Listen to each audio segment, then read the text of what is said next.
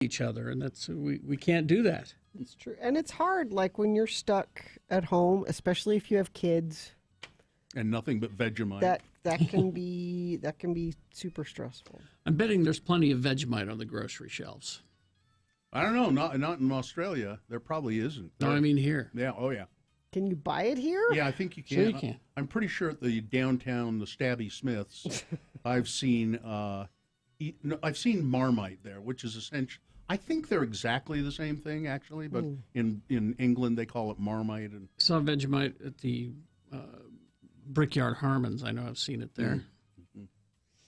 So, yeah, And you I'm can get it. looking for jam. It's probably on the same aisle. Yeah. The condiment aisle. They're all right there. I had to order my Nando's. Couldn't find Nando's anywhere. Really? Sold out? What are those things you use in your hair? What are they? Oh, the Nando's sauce. It's the Indian sauce. The peri-peri sauce. From the chicken place in England. Yeah, God forbid you run out of that in the coming months. Sauces are important now. You're gonna need to. I'm gonna write that one down. Sauces are important. I'm surprised the governor hasn't addressed that. Flavor. I just want to make sure that everybody has the sauces they need. Sauces are important. Yeah, I recognize that sauces are important. Hi, this is Gary Herbert, and I'm a sauce man. I love sauce.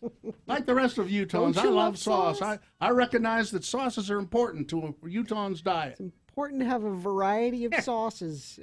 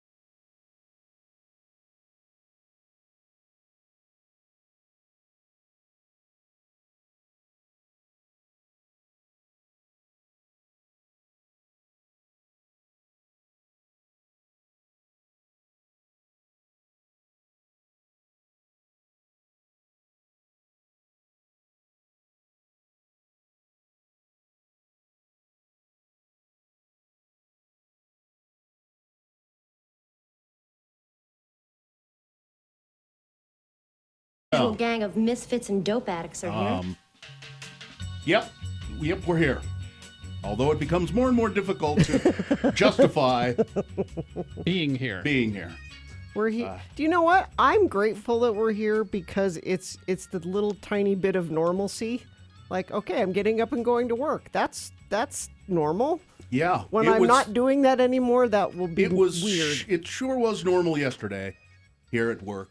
Just after 7 o'clock. 7:09. 7:09 precisely, was it? It was exactly 7:09. I have to apologize to the management and ownership of this. No, you don't. No, it went out, right? It did not. Because I wasn't even aware of that I said that. The timing Was perfect. couldn't have been better. Yeah. Because right when you said, You said, I "Hey, said we're having an earthquake," and I said, "No S." And And right when you started with the letter S, power dropped. And and then it came right back on. that's when the generator kicked on. we were censored right It was there. censored perfectly. Okay. And even if it wasn't, the SEC has allowed They would have let it go. that because of a stressful situation. They've let it happen in the past. Yeah, I don't you know. really think they're going to fine you in the middle I of was all- worried. Yeah. I was up late last night. Worrying thinking, about that? Yeah, no, not at all. I was up late last night because I was afraid to go to sleep. Yeah, I was too. May I went to sleep with the nightlight on. May I make an earthquake embarrassing confession? Okay. Okay, you know that scene in The Road? I don't because I didn't see the movie. There were many. Which one? So when the S is going down and the fires are starting and the people are running and screaming and Viggo Mortensen very calmly walks into the bathroom and starts filling up the tub with water, and Charlize Theron comes in and she's like, "You're taking a bath right now?" No, you're filling up the water Yeah, because yeah. you're worried that the water is going to be. I filled up the tub yesterday. I let it out. You filled Well- up the tub? Yeah. Well, Sue Because at I least wanted to be able to wash my hands if they shut the water off because of an earthquake. Sue just went through our Tupperware and bottles and things and filled up water. water Yeah. bottles just in case. Well, So I did that. Yes, that's my embarrassing admission. It is proof that you are the prudent one among us because when the room started to shake yesterday at 7:09, was it? Yes, 7:09. 7:09. When the room started to shake, and Carrie said, "We're having an earthquake," and I said, "No S," and I stood up. Carrie was already standing, and Carrie and I continued to stand here and babble while Gina dove under the console. Again, the smart It's a one. smart one. There's equipment and heavy things in here. Now, when I There's- saw you do that, I said to myself, "That's smart," Yeah. but I didn't do it. No. I kept talking. Now, I did look up, and I thought, well, there's nothing fallen. There's a camera right over your head. But I looked up and looked around. There was nothing falling down. So I thought to myself, being under the console is not going to help when this floor collapses down onto the street. Yeah, that was my concern. Was the 12 floors above us? Yeah. That was what I was thinking. But about. the higher up in the building you are, the more you feel it. Yeah, It's quite a good shaking. people confessing I filled up both tubs and still haven't emptied them. Now, let me say to I that. don't want to drink out of my tub. Well, no, that's what I was Yeah. going to say. It's not to drink out of. No. That's like if you need to wash and Yeah. stuff. Yeah. That's Sue, when I got home, because I called her as I was heading home, and she was upset because she's had so many other things going on, and this just kind of yeah. put her over the edge. Yeah. I got home and I expected to see her, just kind of afraid. No, she was taking a shower. Like, Well, you want to Good be for her. clean before you got to bug out. What is, well, if they shut off the water, I haven't showered since Sunday. So if they shut off the water, Yeah. it's like, okay, there you go. No, I didn't go home. I called home and my wife said, "We're fine. You can stay there. You can be Don't on the come home. Don't come home. Go be on the radio." I mean, she was she was not that casual. She was very shaken. See, I was worried about and- your house. You have a Yeah. really old house. She was very shaken. She was there. She woke up with my daughter, and they were both screaming. But she said, "There's no smell of gas. I've walked around the house and down into the basement and examined the foundations, and I think we're okay. So if you want to go be on the radio, that's probably important for now. So go do that. Well, I want to thank you for doing that because Yes. I needed to get home to my kids. Yeah. And Well, I wouldn't. My first thought was I got to get home. My wife said, "No, you don't. You're fine." we're good. Listen, we're going to have coming up today a little bit different show. We're not going to do boners today, and that we'll do some news and let you know certain things about the earthquake and coronavirus and all of that. But we're also going to have a series of people calling into the show who are, sort of important in all of this. The mayor of Salt Lake, Mayor Mendenhall. We're going to have Mayor Jenny Wilson later on in the show. The Tooele County Commissioner Sean Milne, who's been a longtime friend of the program, and Tooele had a lot of shaking out there, and they have traffic problems because the road in and out of Tooele, the smaller roads are all closed. There's only one way in or out of Tooele right now. So at any rate, we're going to be doing all of that, and we'll take your phone calls. Oh, and Tyler Glenn will be here too. Oh, and Tyler Glenn, yes. Our neighbor. 877-602-9696. That's the number that you can call into the Radio from Hell show. You can start doing it right now if you like, as a matter of fact. Kind of check in with us. Let us know how you are, what happened to you yesterday, how you're feeling. Check in with us. We'll do some calls right now. Then we'll take more calls later on in the show. And we'll let you talk to some of these officials, too, if we can possibly swing that. So give us a call, 877-602-9696. So, earthquake damage, Cottonwood Heights Police and UDOT are saying that they're going to keep that ramp closed. It's the westbound elevated on-ramp at Union Park to westbound I-215. There was some structural damage, and they haven't been able to fully assess it yet. They say it will be closed for the next 3 to 7 days. Wow, okay. So, avoid that. Now, there's not any actual traffic going on right now, but if you usually use that bridge as part of your commute, it is closed. And I will sponsor it with this because Katie just sent this over. It says, just like you, the Gateway is monitoring and adhering to all COVID-19 recommendations. They know many of you rely on certain amenities, and they've updated their list of merchants that are offering curbside pickup, takeout, and delivery. If you go to atthegateway.com, under current updates, there's a full list. The store, Fine Foods Market, is open regular hours and offers lots of your favorite products. They say be well and can't wait to welcome you fully back to the Gateway as soon as they can. Okay, thank you. All right, we'll take a break. We will be back with your check-ins, 877-602-9696. At Lucky's Auto Credit, 77 cents.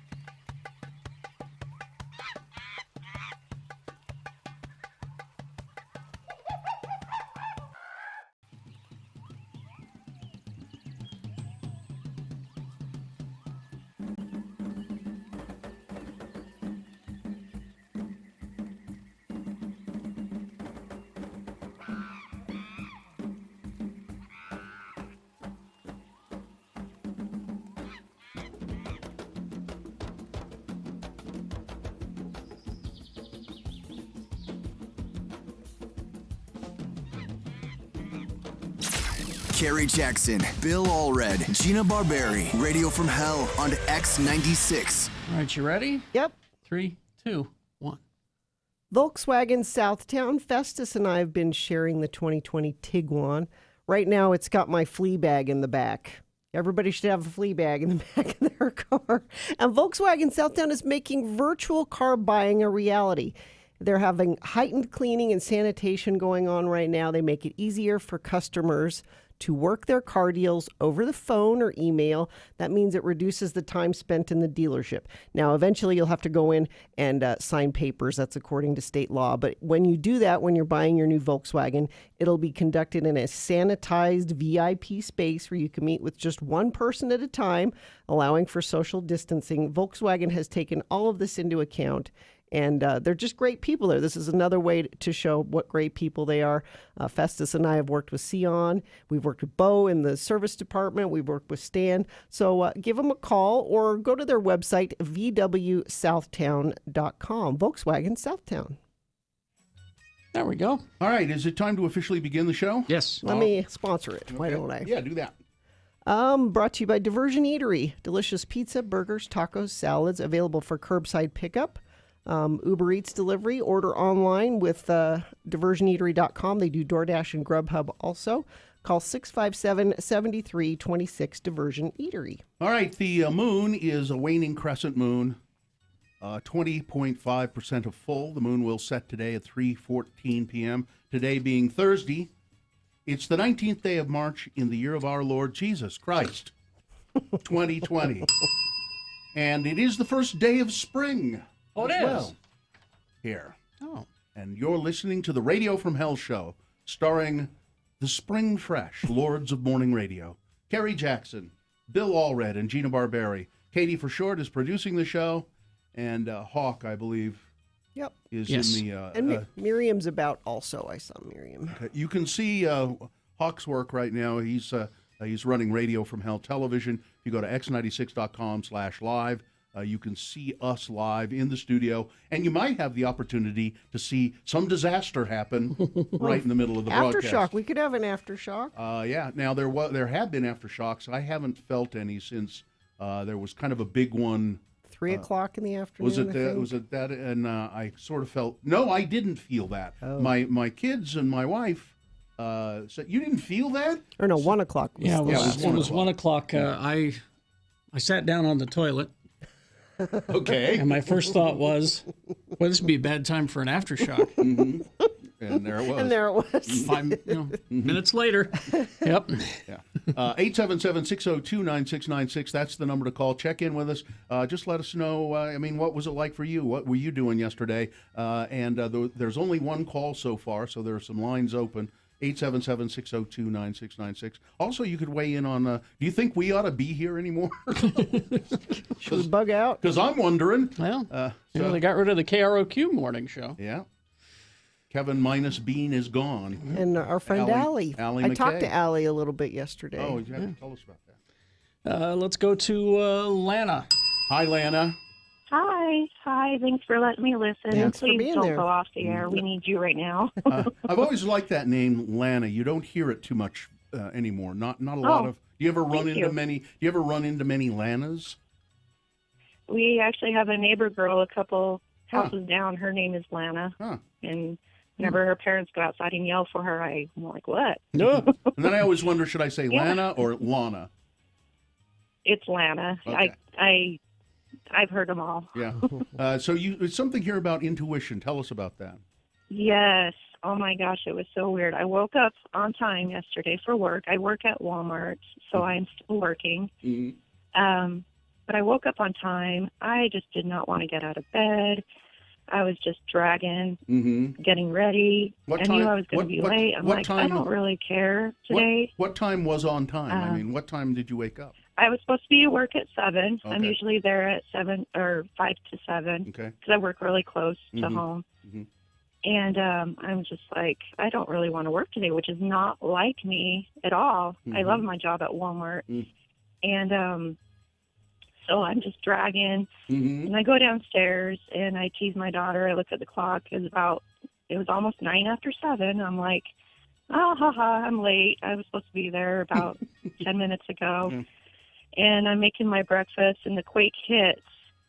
And I'm there with my daughter. We get under the table, of course, and it just hits me like if I had been on time, she would have been home alone by herself in her first earthquake. That would have been scary. So I don't know. Yeah. Take that as what it is. I don't know if there's intuition, something telling me Yeah, maybe. not to. I don't know. How old's And your then- daughter? Huh? How old's She's your almost daughter? 12. Well, I mean, you were 12, you were yeah. probably fatigued from working some long hours lately because of the whole corona hoarding thing, right? Yeah, we've been really good. They've been letting us work our schedule. My boss has been really good about that. Cool. And then another thing about when I was getting ready, again, I was dragging. I updated my Facebook about 20 minutes before the quake and made a joke about my anxiety. And you know what would really suck right now? An earthquake. Really? Okay, we're not going to Yes, talk to you I did. anymore. We're not talking to you Where am anymore. I live? You are, Lana, we're not talking to you anymore. You're obviously a witch of some sort, and you're trying to infiltrate this program. We will not have it, Lana.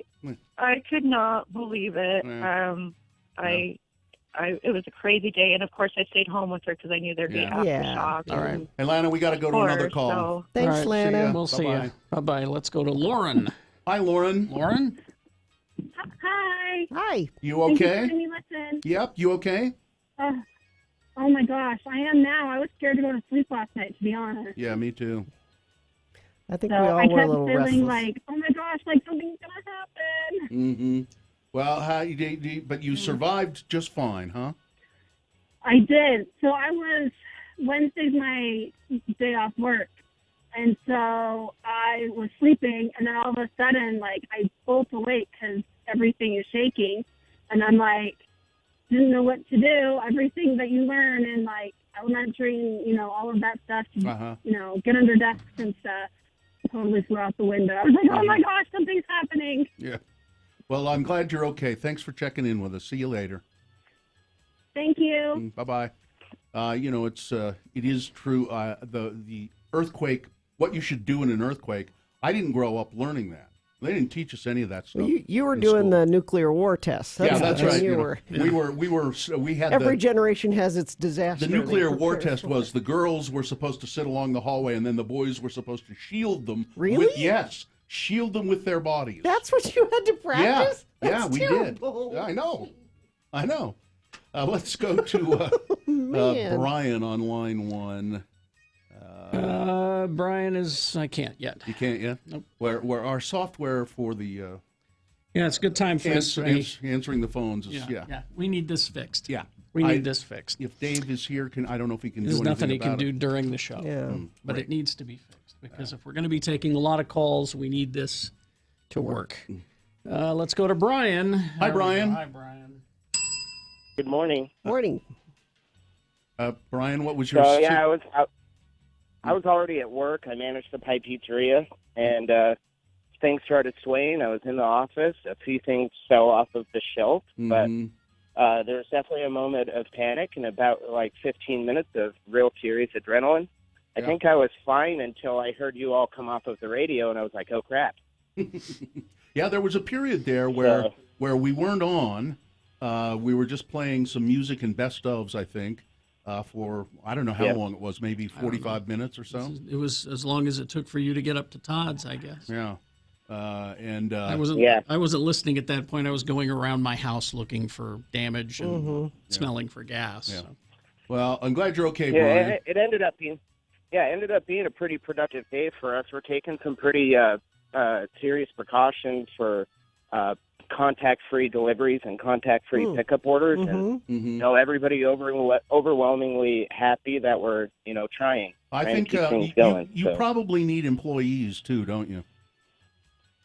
Especially delivery drivers. Yeah. Oh, well. Yep. All right. Yeah, so- Pie Pizzeria. Check in with them. You can apply online. Yep, thepie.com/job. Thanks, Brian. Thanks. We'll see you later. All right, we'll see you, Grayson. I'm sorry we are out of time. We'll take some more calls later, Grayson, if you can check back. Yeah, with us. hang around and we'll get back to you. All right, so some big boy news coming up after these.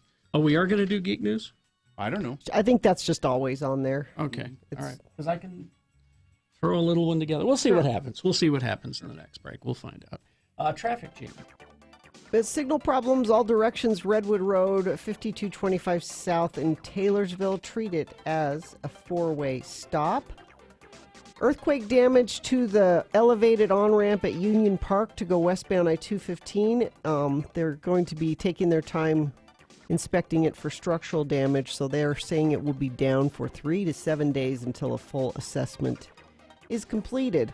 Lucky's Auto Credit, 77 cents in a job gets you a car. That's awesome. They'll front the tax, title, and license. 77 cents total to drive away today. Apply online at luckysautocredit.com. Woohoo. All right, thank you. News and something else coming up after these. BigOTires.com. Big O Tires, locally owned and operated. They are the team you trust, and Big O Tires stores, they love the community, and Big O Tires folks understand how now more than ever it's important to have reliable transportation.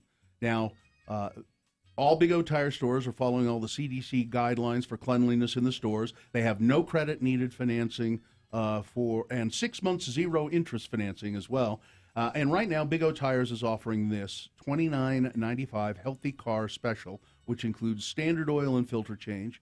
They will check your fluid levels, lube the chassis, check the belts and hoses, the battery system, multi-point vehicle inspection, tire rotation alignment check, brake inspection, all for only $29.95 at any one of the locally owned and operated Big O Tire stores. And they have a free shuttle service so that you don't have to sit around in the waiting room. Oh, nice. So you can socially distance from people. Perfect. Good idea. There's also a big sale on tires. We'll tell you about that later. Go to bigotires.com for more.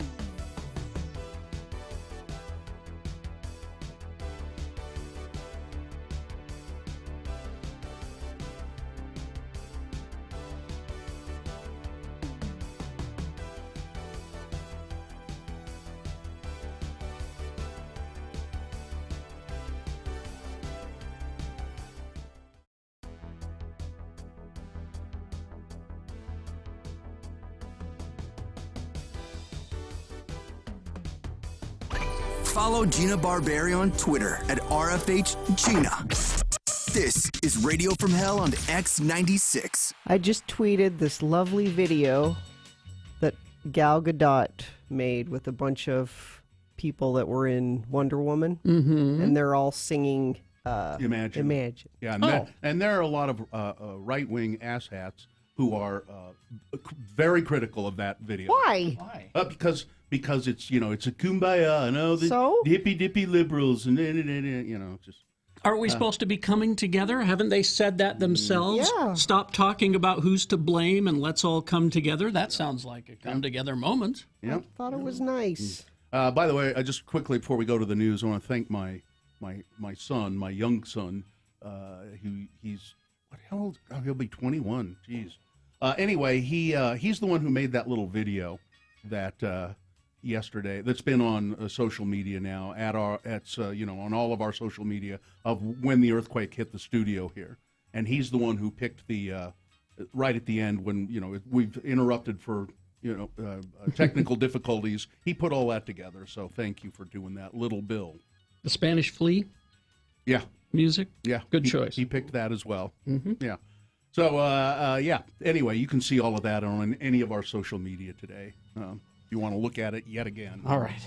Let's get to some big boy news and opinioendo. Brought to you by Tim Dahle Auto Group, home of the forever warranty on all new and used vehicles. Tim Dahle Infiniti, Ford, and all three Tim Dahle Nissan locations.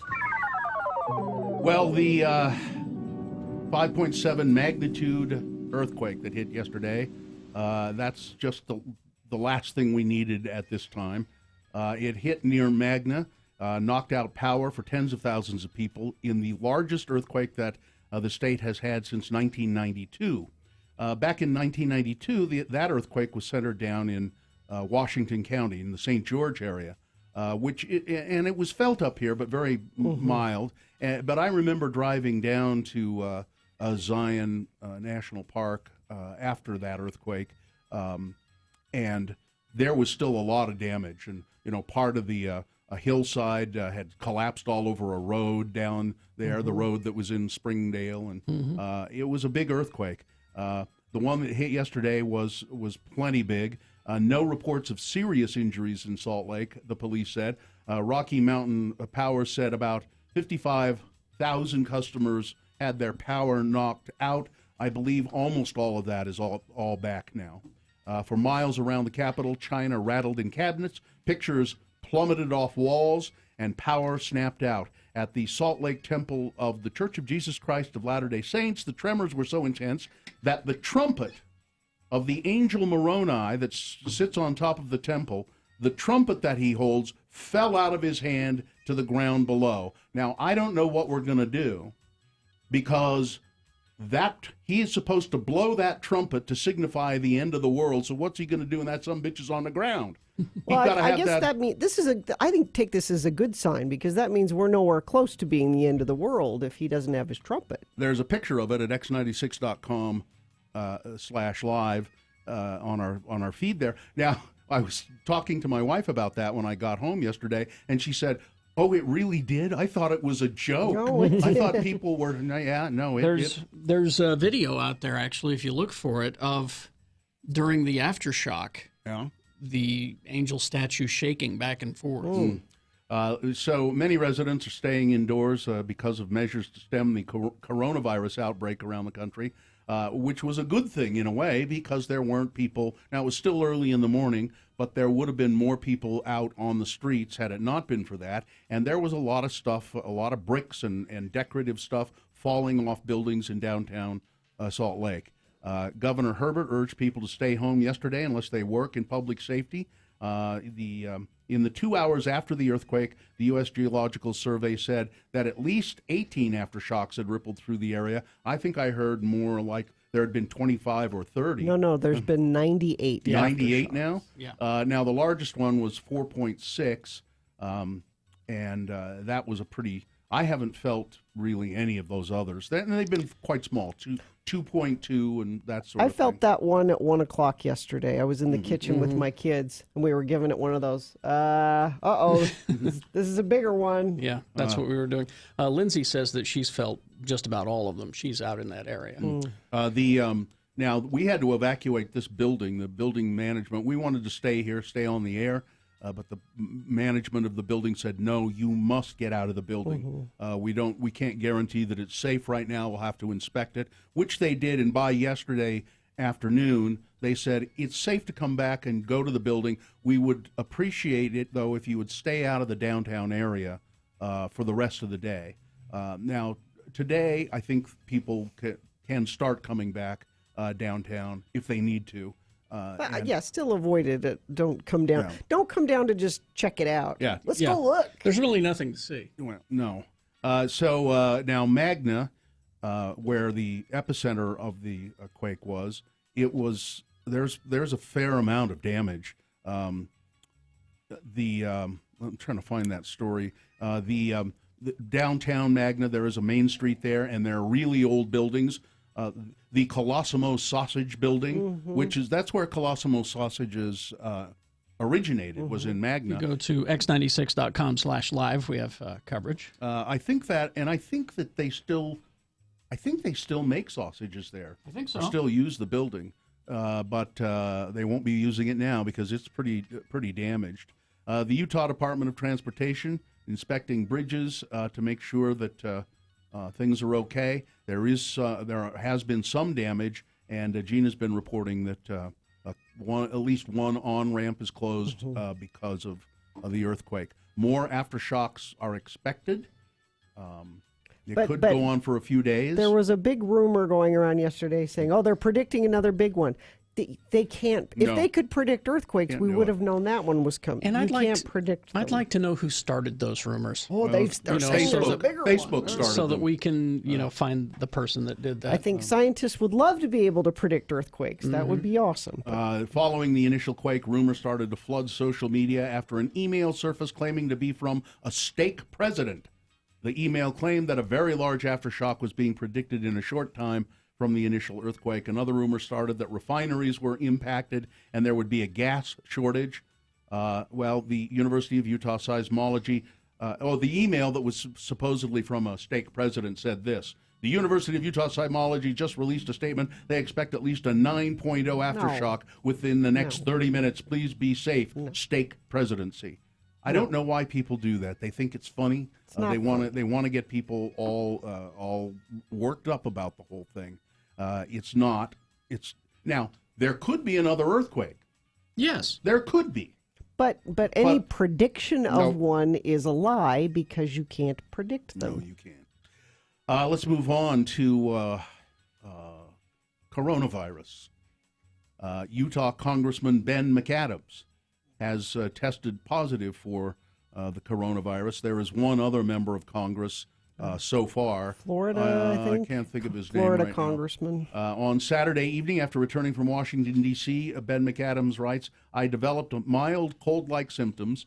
In consultation with my doctor on Sunday, I immediately isolated myself in my home. I have been conducting all meetings by telephone. My symptoms got worse and I developed a fever, a dry cough, and labored breathing, and I remained self-quarantined. On Tuesday, my doctor instructed me to get tested for COVID-19, and following his referral, I went to the local clinic for the test. I learned that I did have coronavirus. I'm still working for Utahns and pursuing efforts to get Utahns the resources they need as I continue doing my job from home until I know it's safe to end my self-quarantine. I'm doing my part, as all Americans are doing, to contain the spread of the virus and mitigate the coronavirus outbreak. This is why Congress needs to decide to quit meeting in person and start doing all of their votes Ben remotely. McAdams. Oh, here's another one.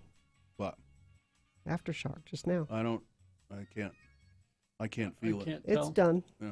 But No, it I was didn't there. feel it. I see the windows. It was there. Shaking, yeah. Ben McAdams, of course, he said he's doing his job. But Senator Mike Lee, he's doing his job too.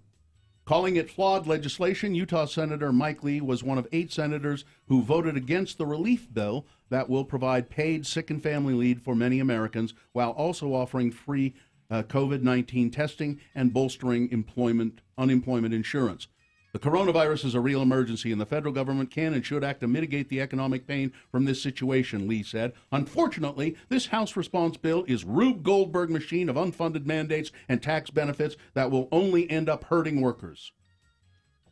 The Senate passed the multi-billion-dollar emergency aid package in a 90-8 vote.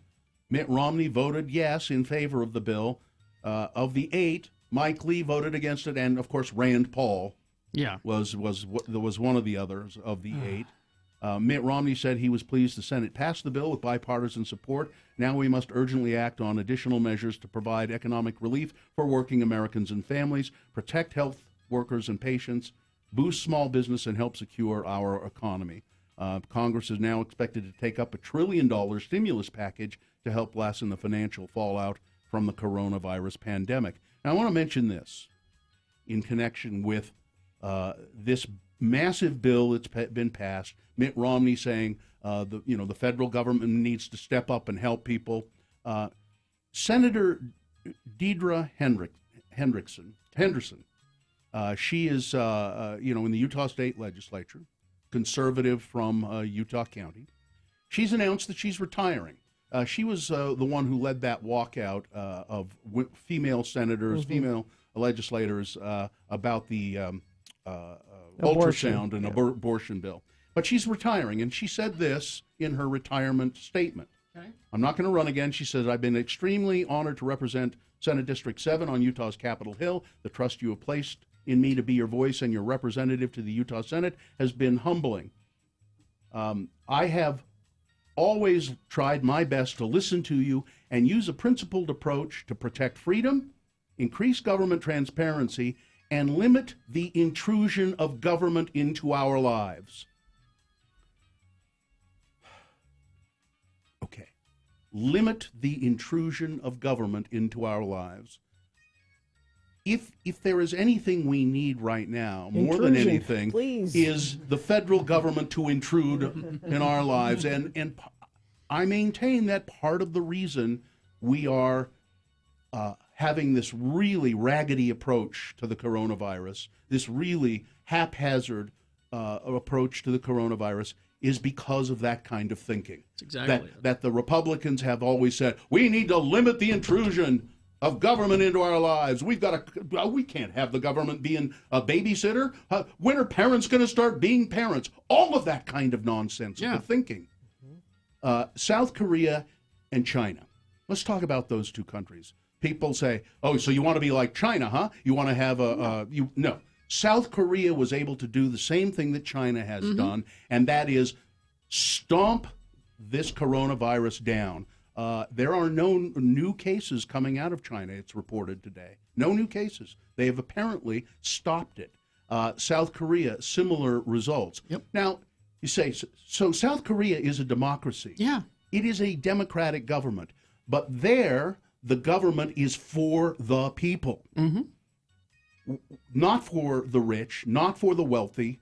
It is for all of the people. When the South Korean president was found to be corrupt, remember this a few years ago, when he was accused of corruption, he was taking bribes. What happened? They got him out of office. Yeah. They threw him out. Yeah. The South Korean people threw him out. I think it was Samsung, when the CEO of Samsung was found to be corrupt, a big private company, he was tried and jailed. They don't take it. They won't take it. And the people there mobilize. And the government is of the people, by the people, and for the people in South Korea. Well, Bill, why don't you just go live in South Korea? And I believe South Korea and the United States both had their first reported cases around the same time. They did. Same day. Yeah, that's a good point. It was the same day. And they quickly were able to mobilize because all of the people and the government works for the people. Now, we are a lot bigger than South Korea, and that presents other problems, but it still could have been handled. And just so you know, I hear all of you, lots of people are reporting feeling that aftershock that Really? that Oh, yeah. I just felt. West Valley, heard from, let's see who else. We heard from Kearns. We heard from Magna. It says, Cody says, still shaking in Magna, just had 2 more aftershocks. Did you feel it? My Chihuahua thinks she can scare it away. God bless Chihuahuas. Yeah. They're hilarious. Oh, man. But you'll be pleased to know that Mayor Larry Vaughn says the beaches are open. Oh, good. Is he He's he the in mayor Florida now? Is yeah, he he's the now? mayor of Yeah. Florida now, South Florida. Thousands of people in Florida are seemingly ignoring social distancing guidelines during the coronavirus outbreak, despite warnings from public health experts.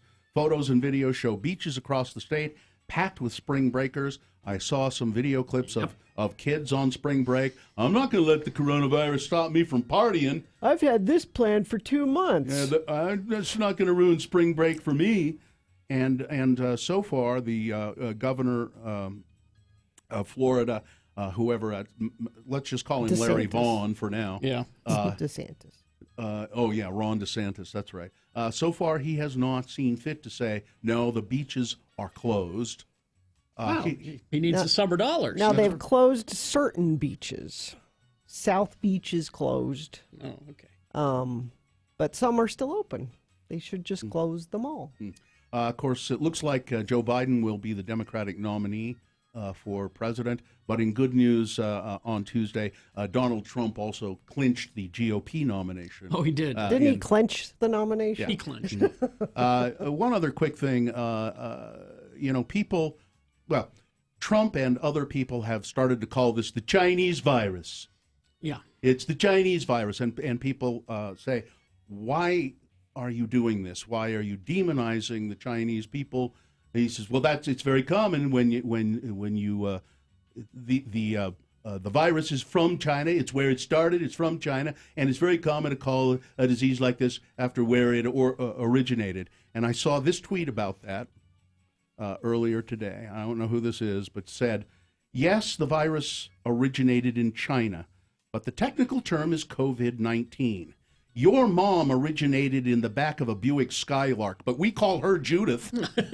That's funny. Don't be mean. Yeah. It's Don't not be mean. necessary. It's not necessary to do that. Is there any sports? Nope. Weather, traffic? The sports are, Mohammed has this list of soccer exercises he can do in the backyard. It's called something like 500 touches or something, where you touching the ball 500 times a day. And, okay. Did you sanitize the ball? Yeah. Okay. That's the great thing about soccer is you don't have to touch it with your hands. It's perfect for this. So he's been doing his exercises. So if you've got soccer kids at home, 500 touches for soccer training is a good thing for them to do. Let's see. We've got traffic and weather for you, though. Those things don't go away. Let's see, brought to you by Scott Hale, offering a free estimate on home air purifiers and germicidal UV lights to help filter and clean the air you breathe in your home. Call Scott Hale, 801-264-HALE.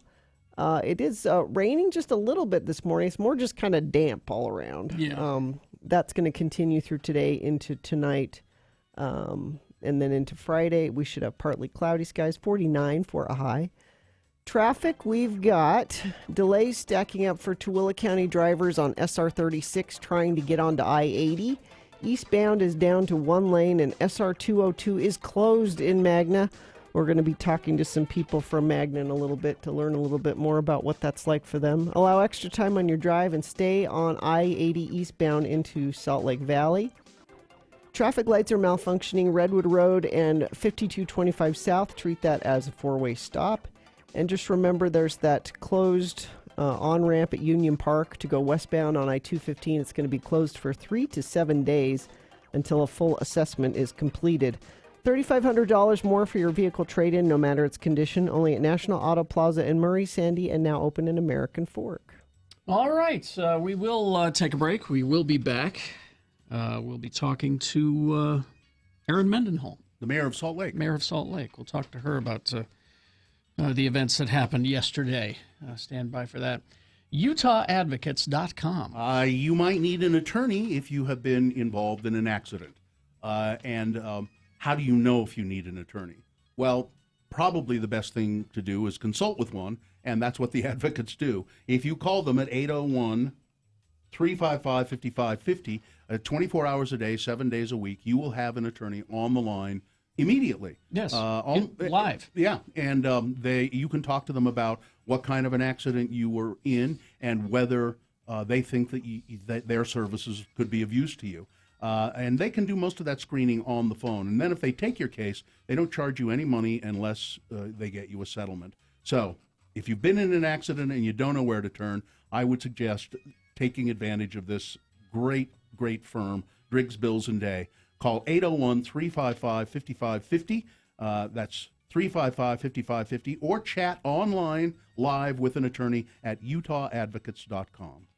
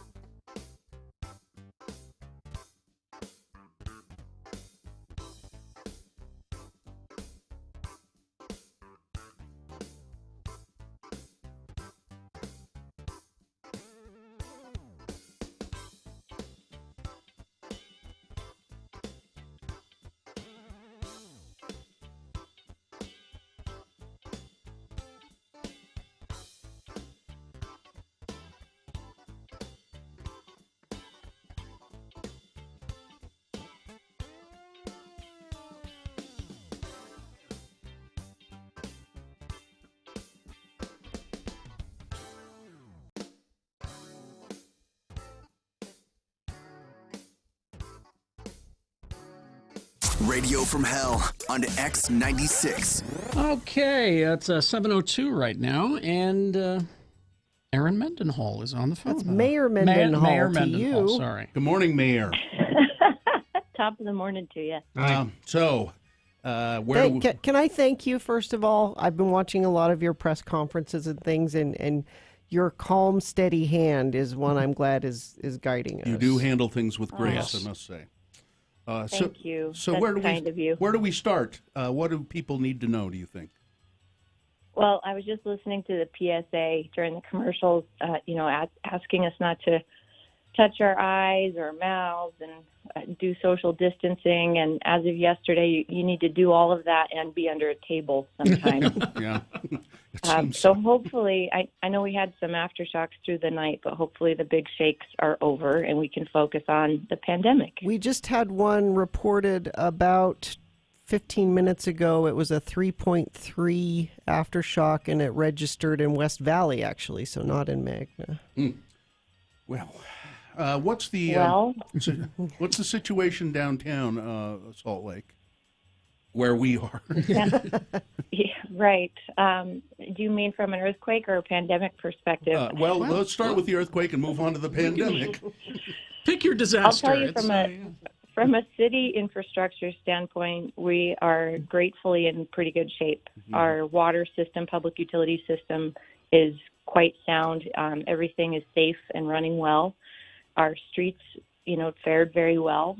We've been doing some building assessment. We own about 88 buildings through Salt Lake City Corporation.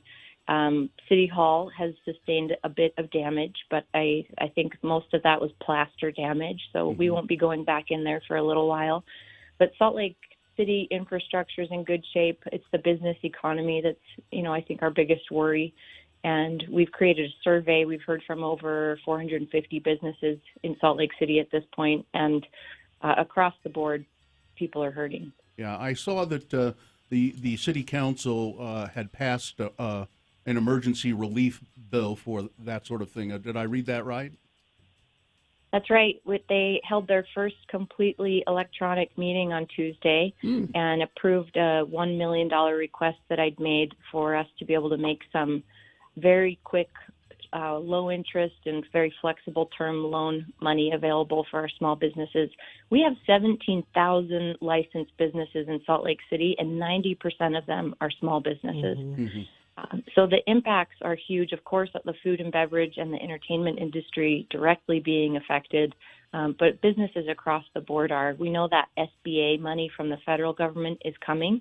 It opened up and people can begin applying, but I think it's several weeks before they'll have a check in hand. So it's our intention with that $1 million to be a sort of a stopgap to help keep our economy afloat. Where can people find out information about how to apply for that? Yeah, they can go, you can just Google Salt Lake City Economic Development. It's slc.gov/ED. And there's a COVID-19 site on there. There's a survey on there. There's links to all of these resources.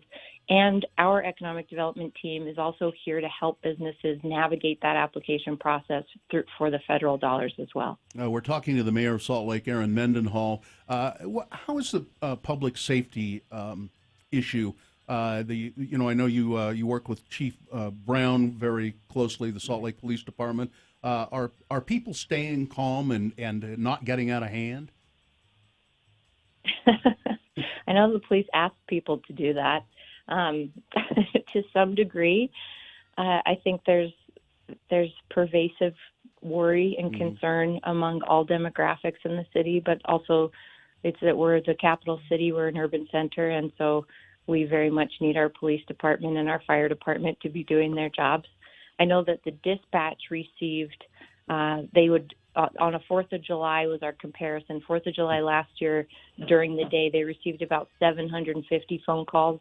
Yesterday, during that same time period, they received 2,100 phone calls. Oh, geez. Man. So, and they were rocking. Our public safety department, 911, police, and fire were just doing awesome. Yeah. So we have a very functional system so far. I'm very grateful to all of our folks who aren't staying home but are getting up and leaving their families each and every day to come to work and make sure the city's still working for us. People are worried about the stocks of things in the stores and things like that. Do you have anything you can talk to us about that?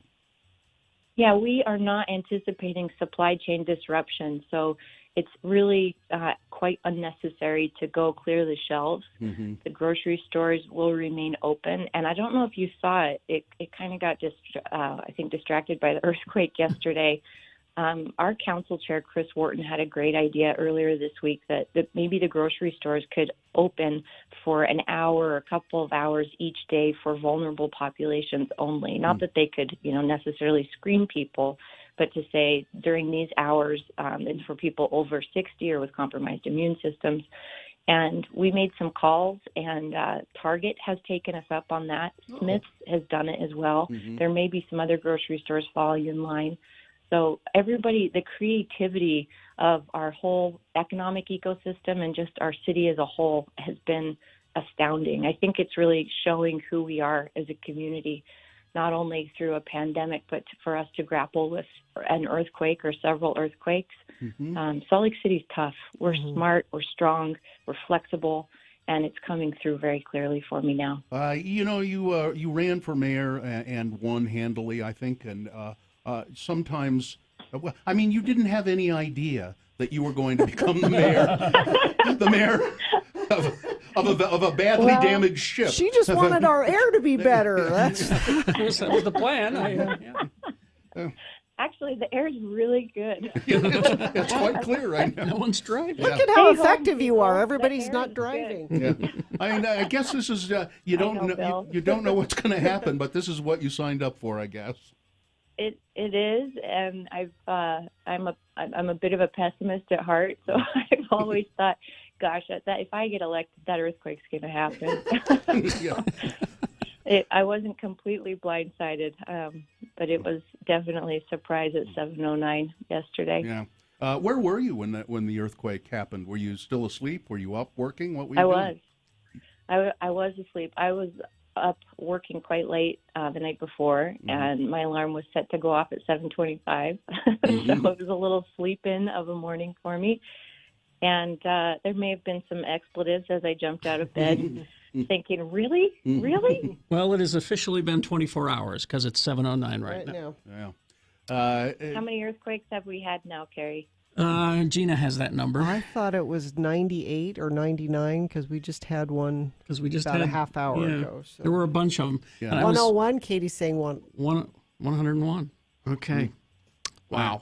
Well, that is to be expected, and they should be mild aftershocks for the most part, and they'll lessen as the next few days go on. I hope everybody in your family is well, and take care of yourselves, and we're glad that you're the mayor of Salt Lake. Indeed. I appreciate that. Thanks for having me on. Let's do it more often. Oh, yeah, we should. Thanks, Mayor. All right, thank you. Okay. Bye-bye. Yeah, that last earthquake, now I've got this pulled up. We'll see. 3.2, that was the aftershock, and it was near West Valley City. Which is interesting because the other ones have all been in Magna. Yeah. Well, I saw a seismic, it was like a 3D map that they had on the television the other day that talked about how deep it was in the ground. It was like 7.5 miles underground. And then it showed the little ones after that that were just kind of coming up and settling. It's fascinating. You're fortunate, and we're going to talk in just a little bit to, I don't know if we have him yet, Matt Affelter, who is a Earth Science teacher. He was the Earth Science Teacher of the Year for 2019. Wow. And he knows a lot about this stuff. So I'm sure when I talked to him yesterday on the phone, he's been a longtime friend of the program. We'll get him on the phone during these messages. Right. And we'll... feel free to text us at any time, 33986. And if you want to call, 877-602-9696 is the number. I'm not sure when we could get to your call, or, Katie can take down your message. Or you can we'll put you on hold if necessary, and we'll try to get to some calls as well. Okay. A little bit of traffic? Sure. Crash I-15 southbound approaching 5th West exit in Bountiful. Center lane and right shoulder are blocked. One car off in the dirt. Traffic backing into Centerville. Crash I-15 southbound just after Warm Springs Road in Salt Lake. The vehicles are on the right shoulder.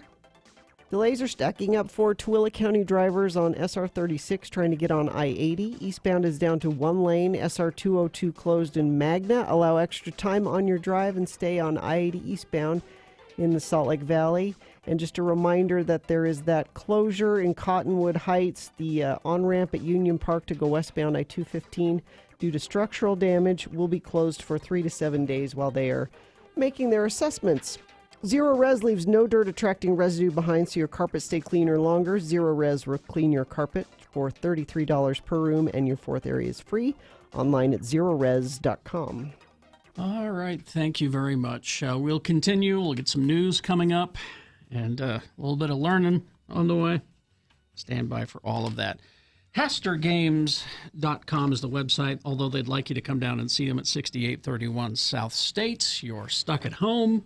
Yeah, family game night is going to be every night now. Perfect idea. So still plenty of fantastic two-player games in stock for 10% off. And, of course, they have more than two-player games. They get 300 different games down there at Haster. Customers can explore or can now pre-order the upcoming Dungeons & Dragons supplement book, Explorer's Guide to Wildmount. You can order that in-store or online at HasterGames.com. They have open board gaming all the time, so you can demo any one of the games from their 300 games library before you buy, but also talk to the guys down at Haster Game. They all have great recommendations for you. Tell them what what are the kind of games that you like, and they'll say, well, if you like that, you'll like this one, because they know their stuff. 6831 South State. They are open from 11 a.m. to 10 p.m. Monday through Saturday, noon to 5 on Sunday. Less virtual, more reality. Your brain will thank you. Haster Games. This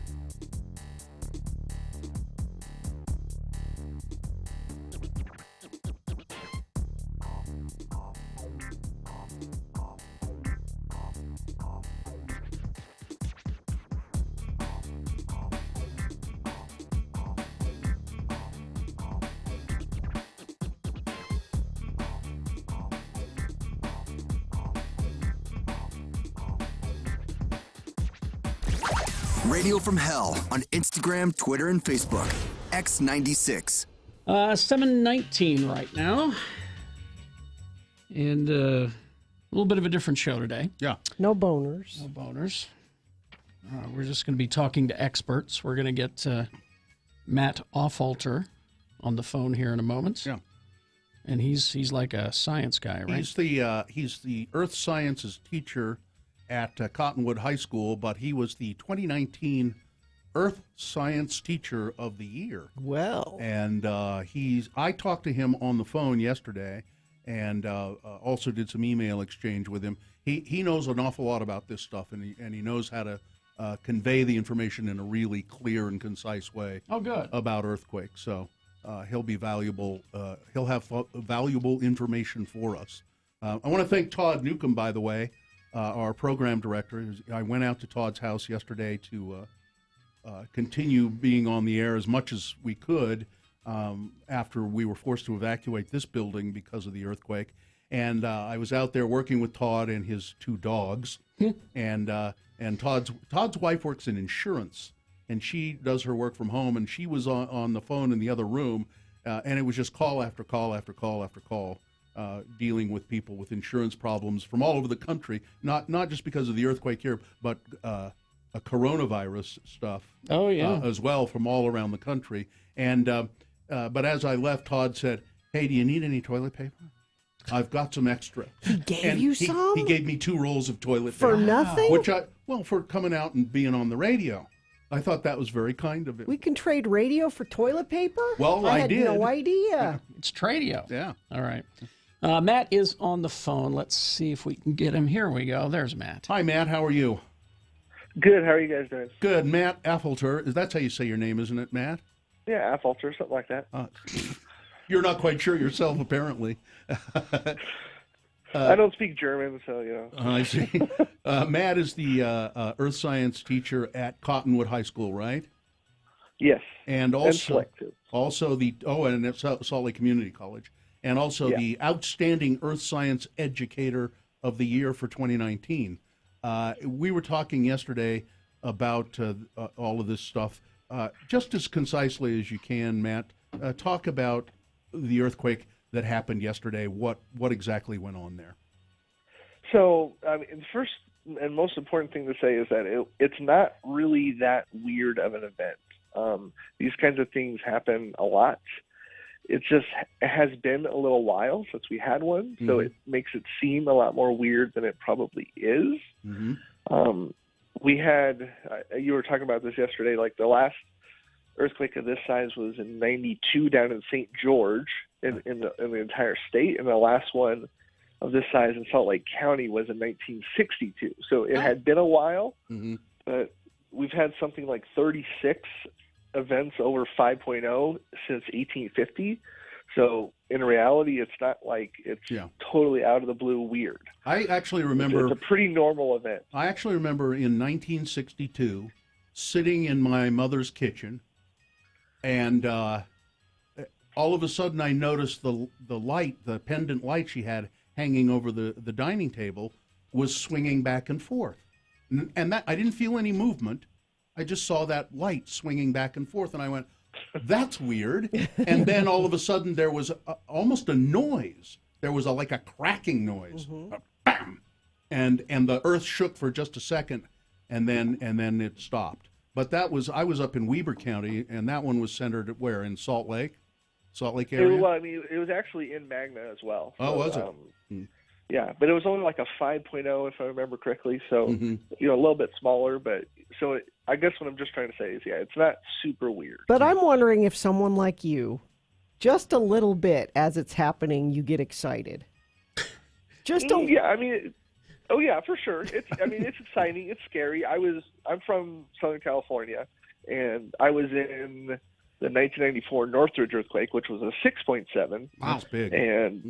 And it, I was in 8th grade when it happened, and it's still like when you hear that noise and you feel that, it's still scary, but it's exciting and scary. It's a lot of different things. If you think about it, it's pretty awesome It's yeah. It's sure till it kills you. Jeez. Right. Now, man, It's humbling, is what it is. It makes you feel very, very small. It makes you feel very. Like that's how I feel. So powerless. So when the ground beneath you is shaking. So, Matt, let me just ask you about this. I've heard that the area out by Magna, out in the west parts of the valley, if earthquakes happen there, which it did yesterday, that there's a chance that it could cause liquefaction. Now, explain what that is, and that did not happen, did it? No, it was a little too small for that to. I mean, it might have happened on a very, very small scale where it wouldn't really even be noticeable, but it's just not quite big enough for that to happen. And it's basically liquefaction is when you have saturated sediments that whatever you are in, whatever you're on top of is being shook, and it kind of turns into quicksand, for lack of a better term, and it can make the object that you're in kind of sink into the ground because the ground basically becomes weaker. And because that is happening, it can obviously be really bad, especially if you're in like a high-rise building. When the building sinks into the ground, that's not good for the building. And then it falls over. It sinks a little bit, and then it falls over. Yes, it certainly can. There's a famous earthquake in Japan, I think in the 1960s or 70s, where these tall apartment buildings literally just fell over on their side. And it wasn't even it's not like it collapsed. It like sunk into the ground and then like rotated over. Yeah. But we didn't have any of that, fortunately. It's just not. It wasn't big enough. And and the thing is, that part of the valley is where the Jordan River is going into the Great Salt Lake. So the sediments there are just full of a lot of water. And it wouldn't matter if the earthquake was on the west side or the east side. It could cause liquefaction over there. Oh, I see. And it's more about where you are, not where the earthquake is coming from. Let's talk about the aftershocks quickly, and then about this these people saying that there's going to be another big one. Right.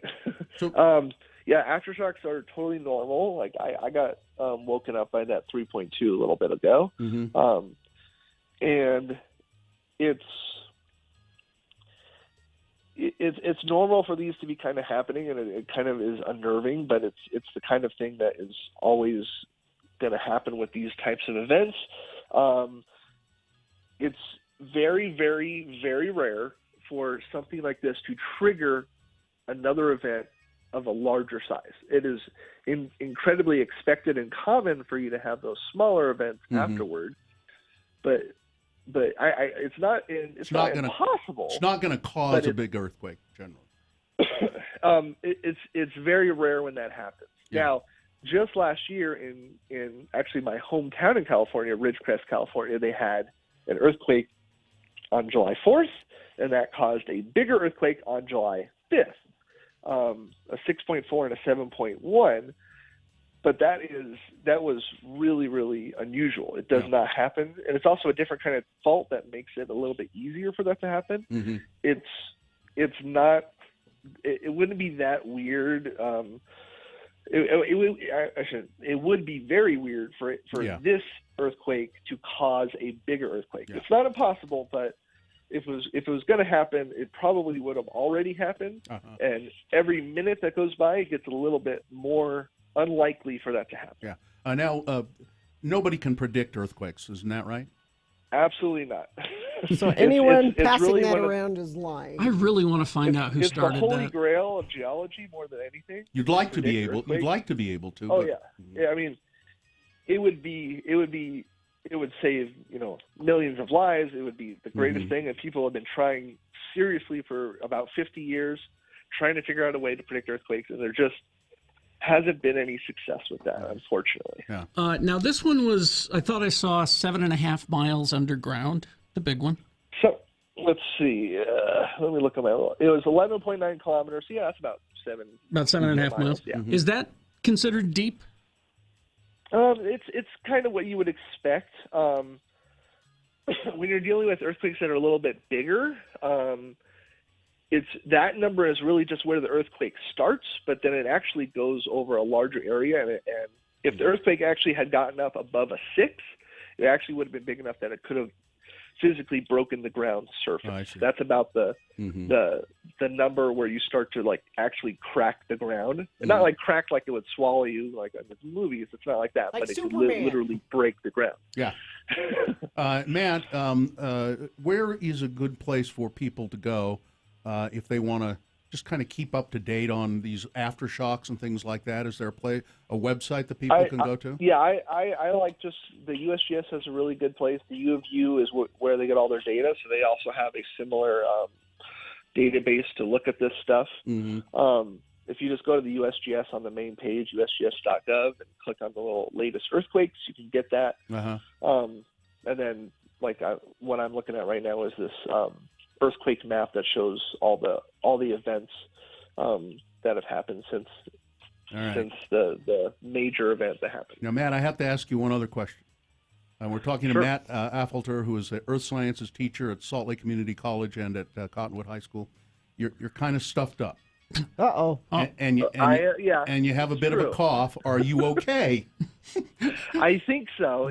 My symptoms are not really COVID symptoms, but I am working from home. Yeah. Also because I have asthma, and I got permission to work from home while the kids are not at school anyways. Yeah. So I'm doing all my grading and stuff here because Sure. Yeah. It's just safer that way. I hope you're okay. I hope you're okay. I know you've been a long time a friend of the program, and we're happy to have you out there.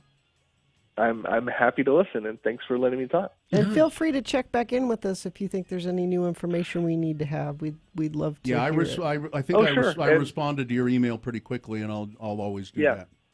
And likewise, if there's any other questions that come up, I'm happy to answer them. All right. Well, thank you, Matt. Thank you, Matt. All right. Talk to you Thanks. later. Bye-bye.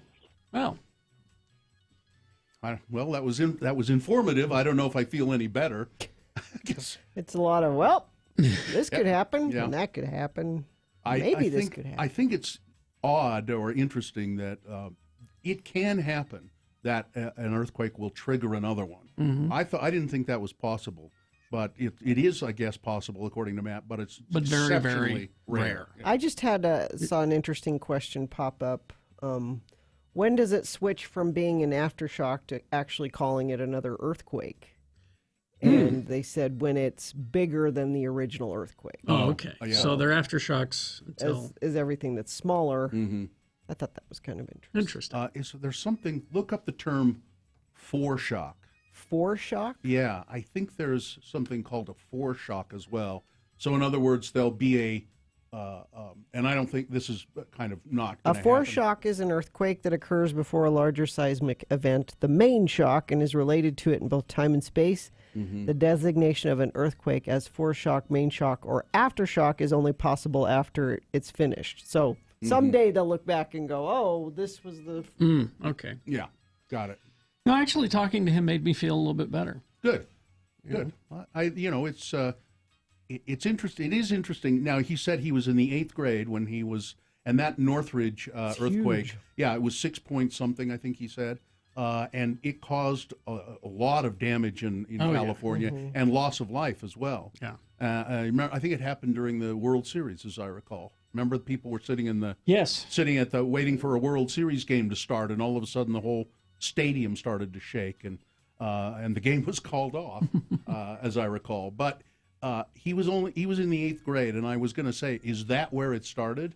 That you said, "Wow, this is fascinating. I want to." Is that what made him decide he wanted to be a science nerd? A science nerd. Be. Yeah. Oh, and because people are asking here. Earthquake warning has been issued. It's gonna be 9.0 or greater magnitude. It may destroy lots of houses. Oh, he's got to move! It may destroy telephone poles. May destroy all kinds of. Now, this is not Matt. It may knock all kinds of telephone poles over. Yeah. Just because people were asking. He's got COVID and earthquake report. Sounds like it does. I had to. He does. I guess we could do a little news here. Sure. All right. News brought to you by Scott Hale offering a free estimate on whole home air purifier and germicidal UV lights to help filter and clean the air you breathe in your home. Call Scott Hale 801-264-HALE. Okay, thanks. NBC Today show host Savannah Guthrie said on her Twitter account that she plans on hosting the morning TV show from her basement. This comes as coronavirus fears spread nationally, and the public is encouraged to avoid being in public. I would tell Savannah, keep a stiff upper lip, but she doesn't have one. I'm sorry, I just can't resist. So how did the people at the epicenter of Magna do with the earthquake? Later on today, we're going to be talking to Sarah, who works here. She lives in Magna, and she has been working from home because, well, a lot of our employees are. She particularly has a compromised immune system, so she definitely has to kind of stay out of the way of people. But she was home yesterday. I talked to her a little bit yesterday, and she said she'd be happy to chat with us on the phone about what it was like actually right there in Magna. But the scene in Magna was quite dramatic. Early in the morning, the town is now changed, and it will be changed for a long time to come. It's a close-knit town. People there know each other. It's a small place. Historic Main Street in Magna is now closed off because of the damage.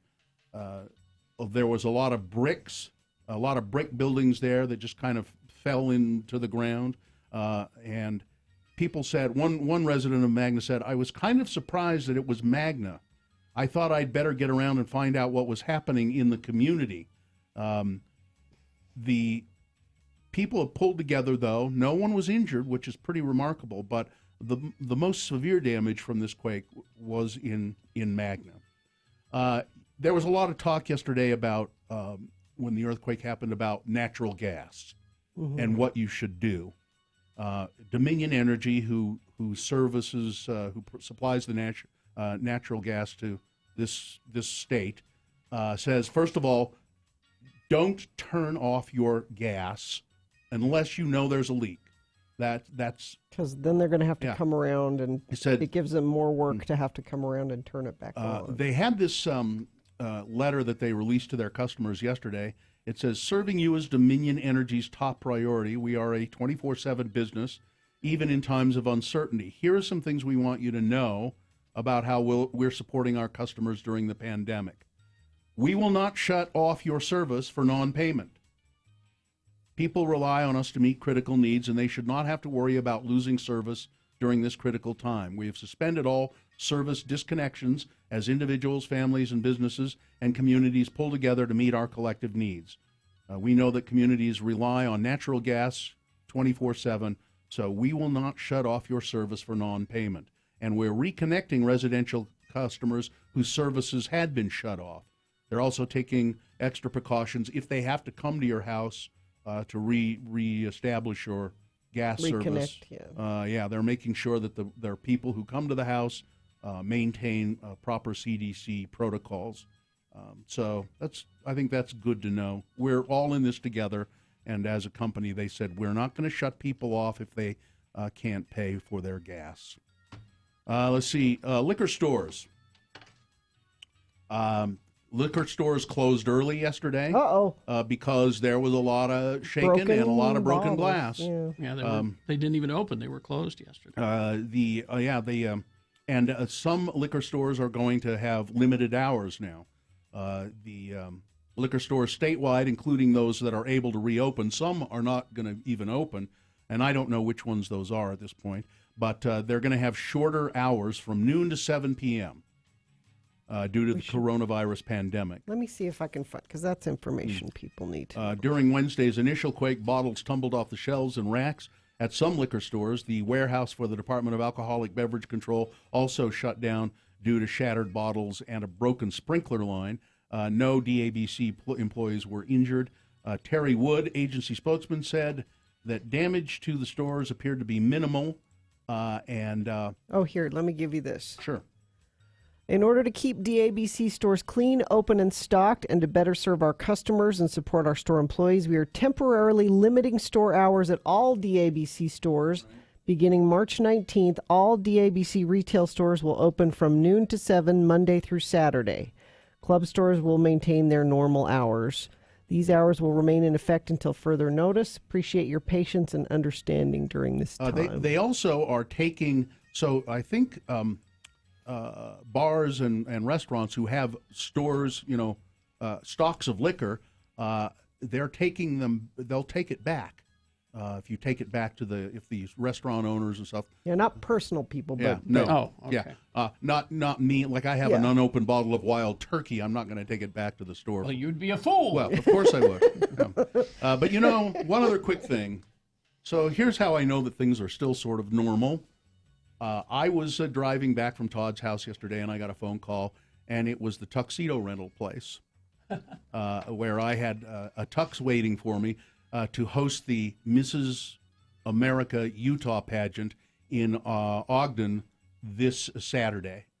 And they said, your tux is ready to be picked up.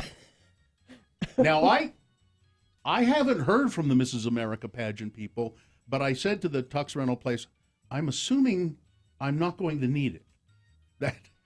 That event is not happening right now. And I said, even if the event is happening, I don't plan on attending. So, no, I haven't heard from them, but I'm sure that they've canceled. It was supposed to be at Ogden High School. Well, it's can't have a gathering of. Yeah. So, but the tuxedo rental place, they were very nice. They said, "Let me see. Oh, you didn't make a deposit on it because you've done business with us before. So we just said, that's fine. Come and pick it up. So there's no refund necessary, and we're happy to cancel the tuxedo rental. But they were, if I needed it, to wear a tuxedo in the pandemic or the earthquake. Well, you're on our TV Yeah, here. Maybe I should have picked it, but I would have had to go to Ogden to pick it up. So. No.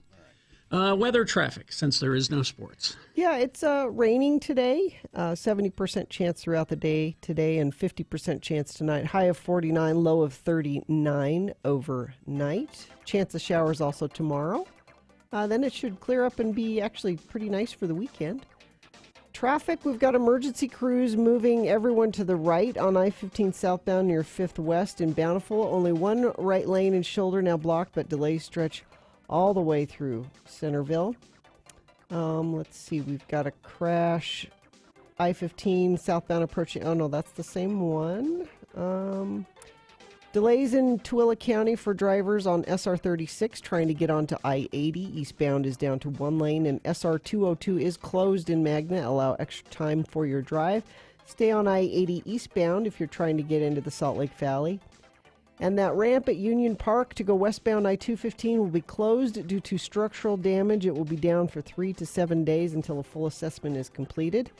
Now through March 29th, save up to $150 on select sets of Cooper, Nitto, Pirelli, or Toyo tires. Tires, brakes, alignments, oil, and more. Big O Tires, the team you trust. All right, more experts coming up. People covering the earthquake yesterday. Sean Milne will be here. There are no movies. No. They closed the Megaplex theaters now are closed. Yeah, so we'll talk to Sean Milne about all of that because he was in newspaperman mode yesterday covering everything. So he'll come in and talk to us. Mayor Wilson and Clint Meekum coming up. We'll talk to them about it. Actually, no one's coming in. Everything's on the phone. Well, yeah, everything's on the phone. That's what I mean. And we'll take your phone calls at some points. Yes. 877-602-9696. That's the number to call if you want to get through to the studio. And you can always text us, too, 33986. All right, thank you. BigOTires.com. Oh, Big O Tires, the team you trust. Now, tires are a necessity. You need good transportation in these trying times, and Big O Tires is here to help. A lot of the stores... many of the Big O Tire stores have a free shuttle service, so if you need to leave your car there for any period of time, you don't have to hang around in the waiting room with a bunch of other customers to help maintain social distance. They'll take you to your house and then come back and pick you up. Right now, through March 29th, you can get up to $150 off select sets of Nitto, Cooper, Pirelli, and Toyo tires when you use your Big O Tires City Card. They have flexible financing, no credit needed financing, and up to 6 months zero interest financing at Big O Tires. They can do a free alignment check as well, and alignment's really, really important for your car. It affects all kinds of things, including tire wear and gas mileage and the handling of the car. There's a Big O Tire store near you for sure. You can find one just by going to bigotires.com.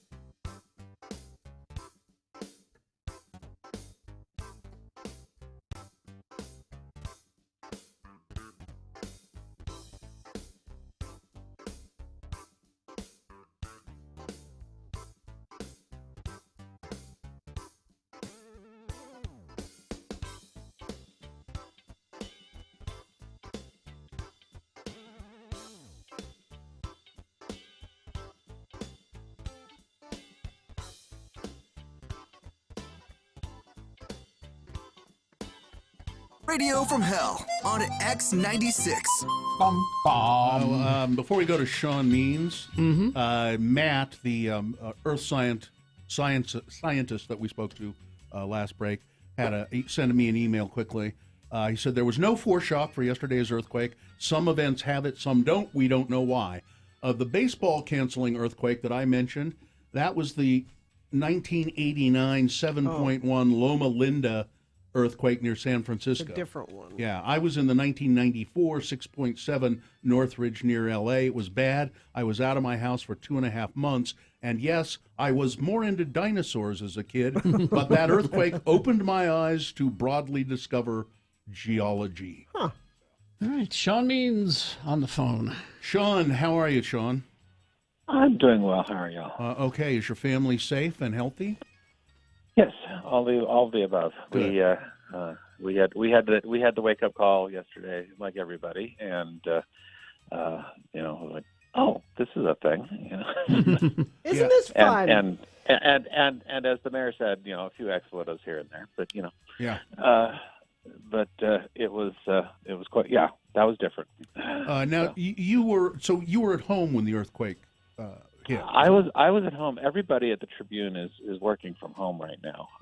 We as best we can. I mean, we go out in the field where possible, but we are under protocols to be as careful as we can to social distance while we're out covering stories, and all of the things everybody has been warned about. We have been warned about. Yeah. But at the moment, the newsroom is off limits at the moment for the same reason your studio was yesterday. That the building inspectors are making sure that everything was fine after the quake in our newsroom offices. But most of us have been working from home already because we're trying to limit contact within the newsroom for all the coronavirus reasons. Now, did you get out and about yesterday? Do I understand that right? I was out and about for a corona-related story, but not really checking out the earthquake damage. My colleagues had that covered. What was the corona story you were covering? Well, we've started a blog that is started on Monday that I'm sort of in charge of, called How You Can Help, and we are trying to collect stories to tell people who are stuck at home or otherwise, having their lives disrupted by corona, telling them what they might be able to do to help out. And that could be giving blood to the Red Cross because they're in need, signing up to volunteer at the Utah Food Bank, have those items. And I've got a new item every day of things people can do to help out. What are some of the things that the Red Cross and the food bank are doing to help people keep social distancing while you're still trying to help? Well, I mean, they're blood drives. They have spaced apart the beds where you sit to as you're drawing blood. They're having smaller blood drives than before. One of the reasons they've put out the call for that they need blood is that a lot of blood drives were canceled because 80% of the blood drives are done outside the Red Cross's offices or buildings. They are done at businesses or at schools or at universities, and of course all those are closed now, or they're not having large gatherings. So so they are having to. We just had another aftershock. I didn't feel that one. Yeah, see, I'm not. You're sensitive. She's to really these. good. I am. Yeah. You're like our canary in the coal mine, aren't you? That wasn't a bad one, but it was there. Sorry, Sean. Go ahead. That's fine. That's all right. No, and then, the Red Cross is in need because they've had fewer drives. They're trying to still mount smaller drives, but the problem there is that they need more phlebotomists. They need the people who are specializing in drawing blood. They need more of them. Sean, you need to clear your throat there. That's there you go. And they need more phlebotomists, which means they need more money. So the two things the Red Cross needs are blood and cash. I see. So, and they'll take either. Now, where do you find? By the way, just how do people find that blog? What's it called? It's just on sltrip.com. Just look on the main page for How You Can Help. Okay. Now let's talk a little bit about the movie industry. You are, after all, also a film critic. I know I believe all of the movie theaters in town are closed, right? Yes, Megaplex was the last holdout. They announced yesterday, finally, that they would close all their 15 locations across Utah, and the one in Mesquite. Although in Mesquite they had no choice because the governor ordered everything shut down. In Nevada. So, so Megaplex, Cinemark, AMC, Regal, which has the one in Taylorsville, Salt Lake Film Society, so Broadway Tower, the Metropolitan, which theaters, which own the two up in Park City. Everybody basically has said, okay, we're closed until further notice, until somebody gives the all clear that we can start having people in theaters more. Now, what is this? What is this doing to the movie industry as a whole? It is decimating it at the moment. I mean, productions have been canceled or postponed. They were about to start filming the new Fantastic Beasts movie on Monday, and that's not happening. They stopped filming on the Robert Pattinson Batman movie. And then the studios have been, had this cascade of moving release dates. Quiet Place Part 2 is supposed to open tomorrow. It's not happening. The next Fast and the Furious got pushed back to next year. Oh no! No, this is some good. people, Now we've spaced out movies, so because they're not opening now, and because they're not, this is a good thing because they're not filming them now. Now we'll have some new entertainment later in the year to look forward to. Hopefully. And Mulan got pushed back. Black Widow got pushed back. There's a lot. Most everything that was supposed to open in the next month is not opening in the next month. And although the one thing is weird. Universal, they did something really weird. Starting tomorrow, you can stream on demand movies that opened in theaters just like a couple weeks ago. The Hunt, Emma, and The Invisible Man are all going to be available in your home for $19.99 starting tomorrow. And then on April 10th, they are open. The movie that Universal was going to open in theaters, Trolls World Tour, for the kids, that is going to be streamed on the same day it would have come out in theaters as well. Also, on March 24th, the Harley Quinn movie will be made available on demand as well. Okay, I don't know. It was Birds of Prey. Okay.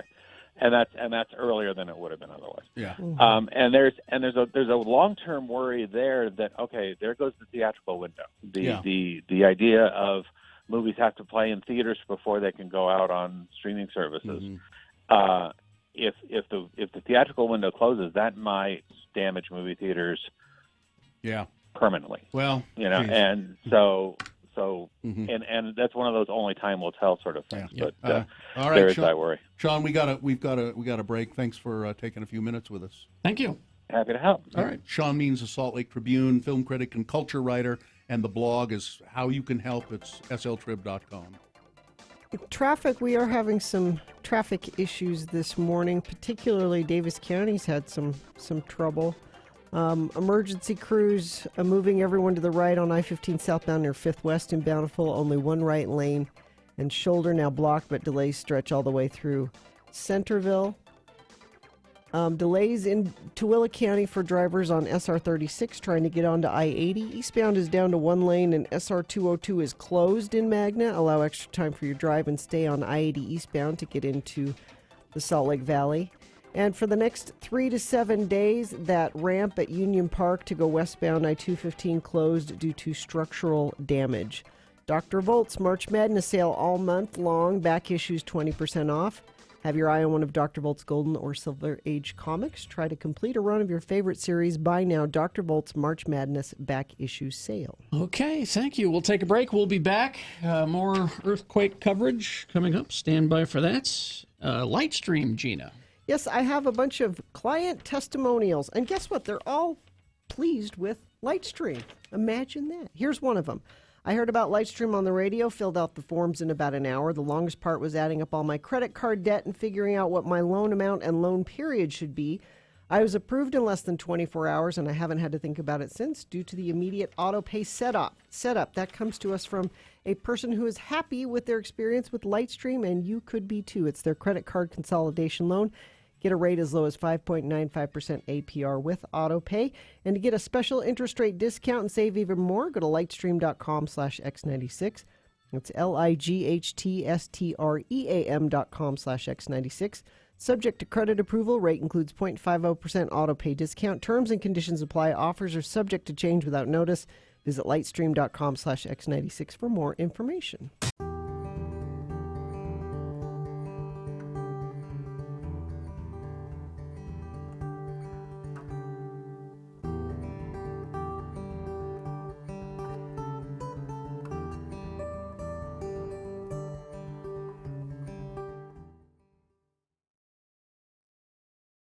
Al. Spell it with me now. A-L. Al. And now we'll use it in some dialogue with our friends LeVar and LeGrand. Today, the boys are out in the woods hunting with their California friend, Chip. A conversation ensues. Hey, nice of you guys to bring me on the deer hunt. I've never had a chance to do this. Never been hunting before, huh, Chip? Well, why am I not surprised? You'll notice that the rest of us, Chip, are wearing a highly visible flame orange attire. Now, while very colorful and attractive, your Hawaiian shirt ain't what I'd call appropriate. It's kind of like hunting with Magnum P.I. You ever been in the great outdoors at all, Mr. Selleck? I've been to the Grunion Run in Long Beach. Well, we're not talking about sissy boys in their running shorts here, Chip. We're talking about hunting, fishing, manly sports. Yeah, manly sports. Hunting, fishing. I free climbed Half Dome at Yosemite last summer. Oh, fine. You climbed up some rocks at some Bugs Bunny theme park or something. You ever bagged a 4-point? You ever bagged it and tagged it and gutted it in a blinding snowstorm? With a real bad earache and a wooden leg? You don't have a wooden leg. Well, with a bad earache and while you're half drunk. LeVar, have you been drinking? I've told you I do not approve of drinking, and certainly not drinking while we're on the hunt. Of course, you know why he's upset, don't you, Chip? It's the old story, why you should always take more than one of the elders like LeGrand here hunting with you. 'Cause if you only take one, he'll drink all your beer. Real funny, LeVar. I don't get it. Well, Chip, you see... What's that? What? That. Oh, Al. That can't be Al. Al's back at camp. Sure, it ain't the camp owl. I'll bet it's a different owl. What? How could there be another owl? Especially way out here in the woods. Well, the camp owl was probably a born owl. Now, this one sounds like a horned owl. And now I know that joke about all you Utahns have horns. Al has horns. What's wrong with him? I don't know. These fetching Californians seem to have their own language, you know?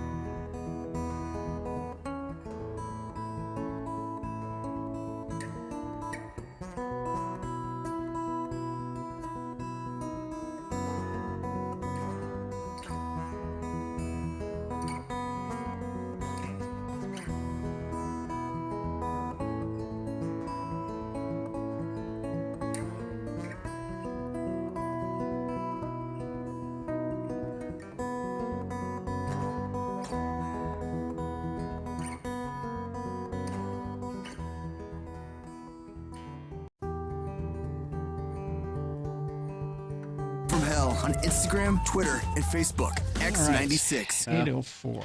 Before we go to Jenny Wilson, I just want to point out that Gina now has a new nickname. I do? She's Gina the Seismograph Barbarian. I got this. She's our very own Richter scale predictor. Well, I feel the earth move under my feet. Now, see, none of us can feel the aftershocks. You're feeling them. That last one was a 2.9. 2.9. My wife's theory is that it's because of your vertigo that you got from your concussion. That you're Maybe. extra sensitive to movement. Geez, I wish I had had a concussion. Here, I'll give you one. Thank you. Mayor Jenny Wilson is on the phone. Salt Lake County Mayor Jenny Wilson. Hi, Jenny.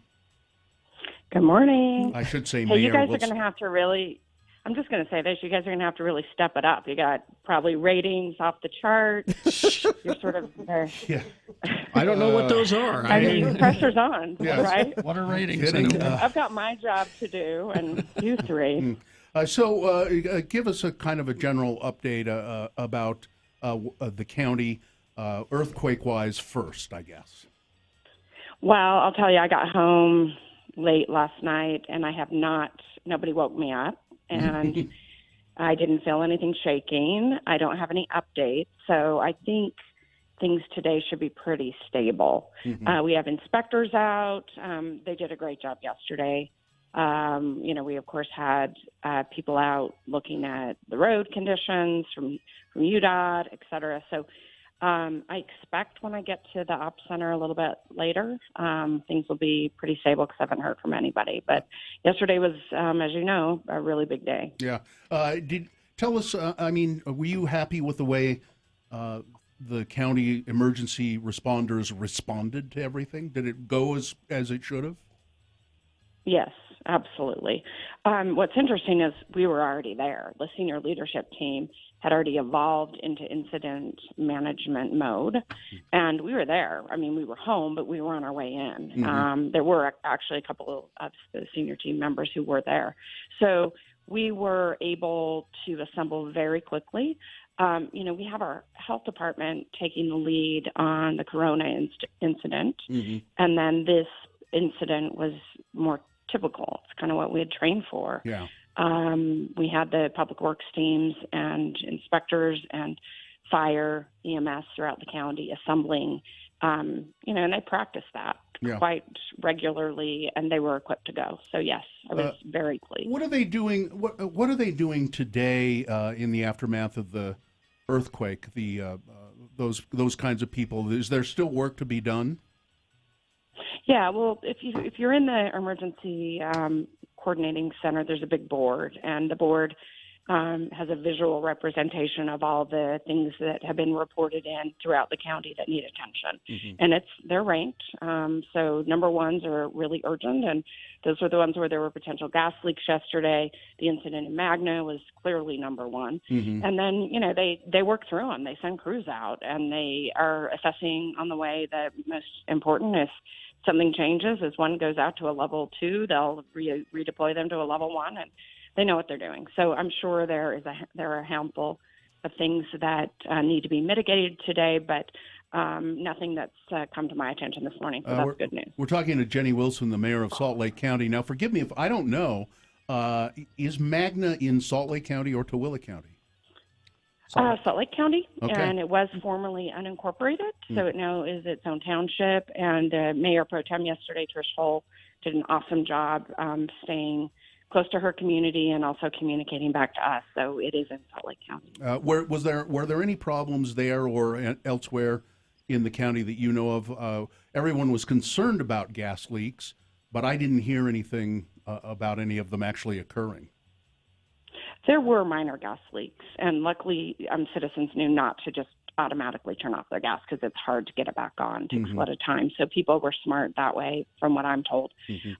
We didn't have major gas leaks, but we did have an unknown substance being emitted out of a Kennecott building. Yeah, that's right. That caused a lot of concern, and you're aware of that one. But thank goodness we were able to get the hazmat crews in there. They actually flew a drone in to get the sample, and were able to identify it as our big concern was a substance mixing with chlorine and not a good outcome. But we were on it. We figured it out pretty quickly. And I'll tell you, we were not with the fear that the winds would change with the storm that came in today. We were ready to evacuate and preparing.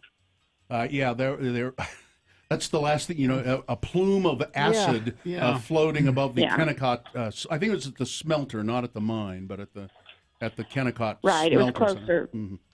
It was close to the smelters in a building, but and it was isolated. It would not have been a mass issue for the county as a whole, but we would have had to protect people within. We were looking at an 8-mile radius, and those are the things that when an earthquake of that magnitude hits, things can happen.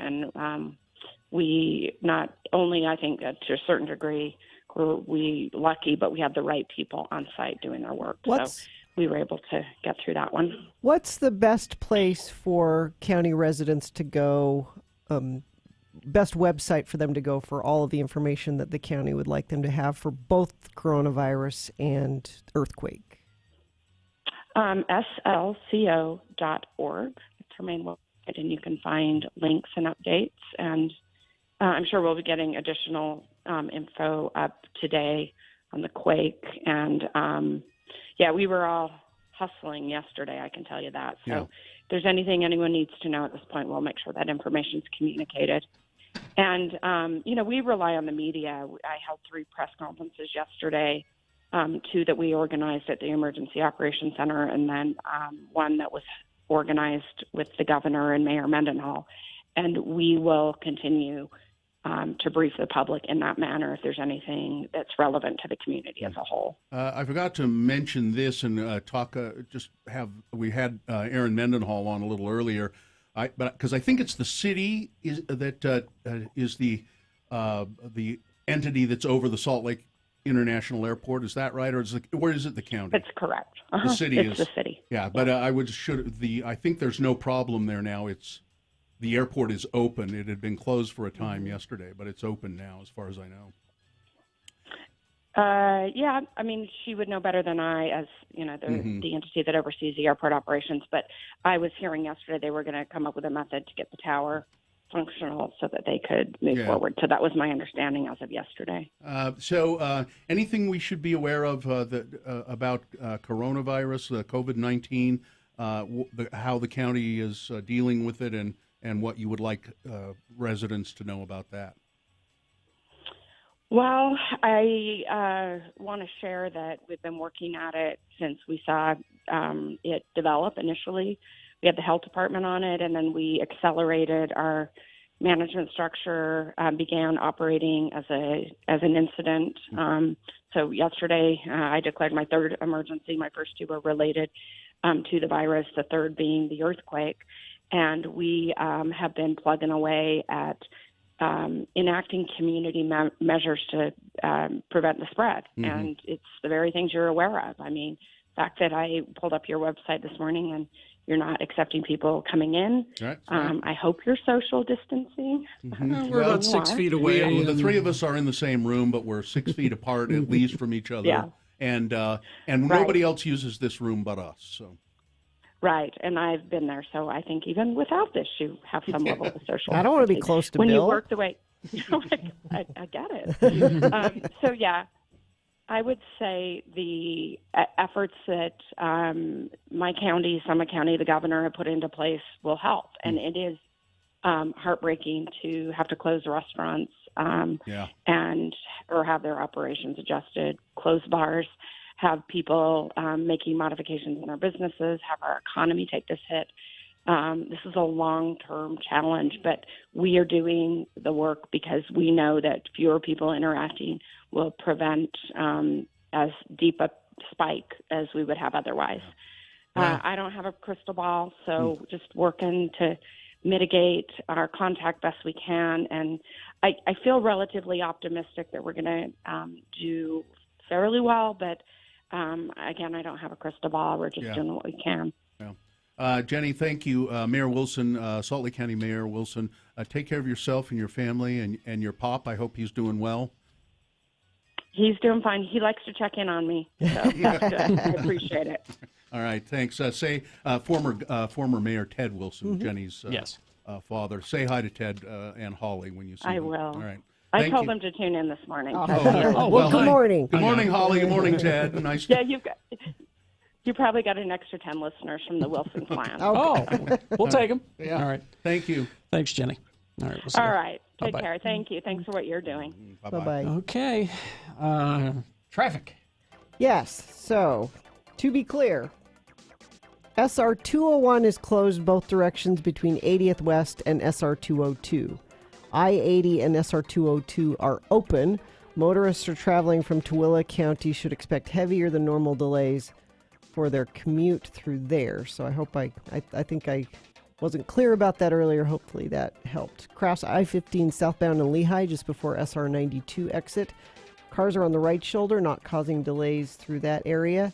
There's still issues in I-15 southbound near 5th West in Bountiful. Only one right lane and shoulder now blocked, but delays stretch all the way through Centerville. And just a reminder, there's that bridge that was affected yesterday and will be closed for 3 to 7 days. It's the on-ramp at Union Park and westbound I-215, closed due to structural damage. Injured in an accident, everyone deserves an advocate. Call 801-355-5550 or go to utahodvocates.com. All right. Thank you. We got more experts coming up to weigh in. Stand by for that. And, yeah, on the way. Scott Hale, Plumbing, Heating, and Air. Now, about a year and a half, 2 years ago, was it? Had Scott Hale come up and put a new water heater in. Mm-hmm. And that was one of the things that I checked after the earthquake yesterday. And he had it strapped right in so that it wouldn't fall. Now, my old one was not strapped in. So I was glad that I did that. During these uncertain times, Scott Hale Plumbing, Heating, and Air would like to help. They're offering a free estimate on a whole home air purifier and germicidal UV lights to help filter and clean the air that you breathe in your home. They use these UV lights in conjunction with air purifiers to kill the germs. Scott Hale committed to the community, customers, and their employees' health. They're taking extra precautions before and after entering customers' homes, and they want to be sure that you know that they'll help. And those air purifiers are very effective, and they're very important with the COVID virus going around. So you can call Scott Hale, 801-264-HALE. That's 264-HALE, or go to the website, scotthale.com.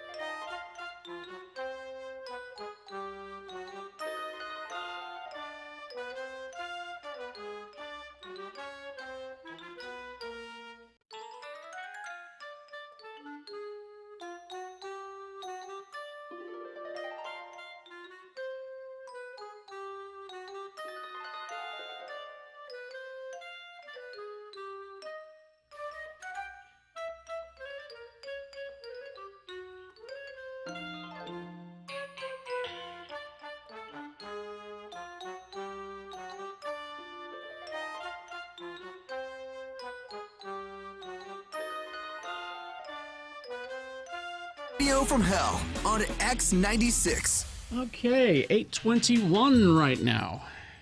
And do you want to go to Sean? Yeah, let's talk to Sean Milne, Tooele County Commissioner. Are you there, Sean? I am. Good morning. Hi. Thanks for having me on. Yeah, good morning. So Tooele, close to Magna and Tooele County.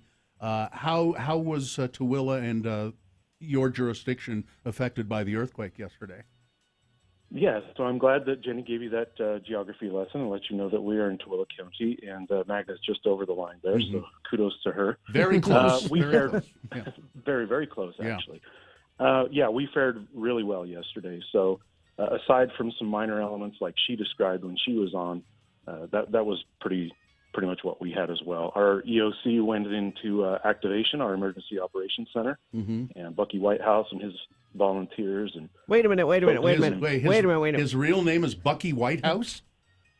Correct. That's awesome. Yeah. I'm sorry. I just spring to action. No, that's good. I like that. Sorry, I have a feeling I just opened a can of worms for him. He's probably going to get some hazing from some. No, I like it. Guys. I like it. That's a great name. You know, he's a hero, Bucky Whitehouse. Anyway, go ahead. He is actually. He's got a very calm personality, handled things incredibly professionally. Folks from jurisdictions and government entities came together yesterday just in case and rode it out throughout the day as we had those frequent aftershocks, but things worked perfectly. I mean, I'm looking at this as a silver lining.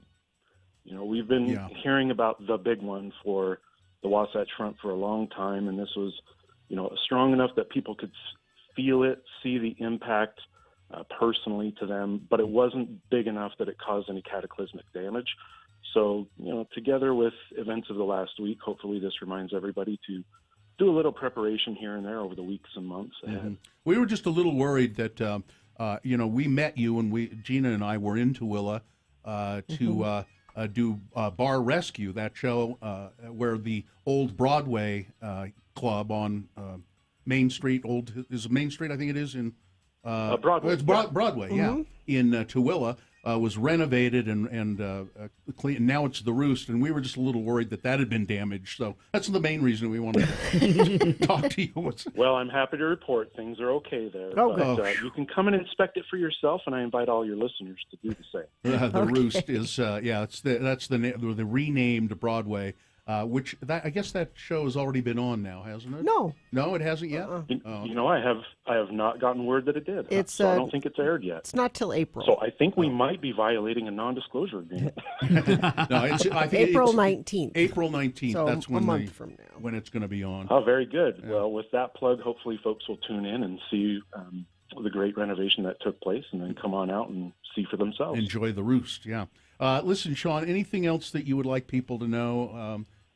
In terms of the coronavirus or the earthquake, your constituents in Tooele County? Just that we're monitoring the virus, particularly since we seem to have subsided from the aftershocks. But just that, you know, your professionals in the background are doing a really good job. We've been staying up to date from White House briefings all the way to National Association of Counties and Utah Association of Counties, the governor of Utah. We've been in daily contact. Sean, when you say White House briefings, do you mean briefings from Washington, D.C. or briefings from Bucky Whitehouse? I'm not sure which. Yeah.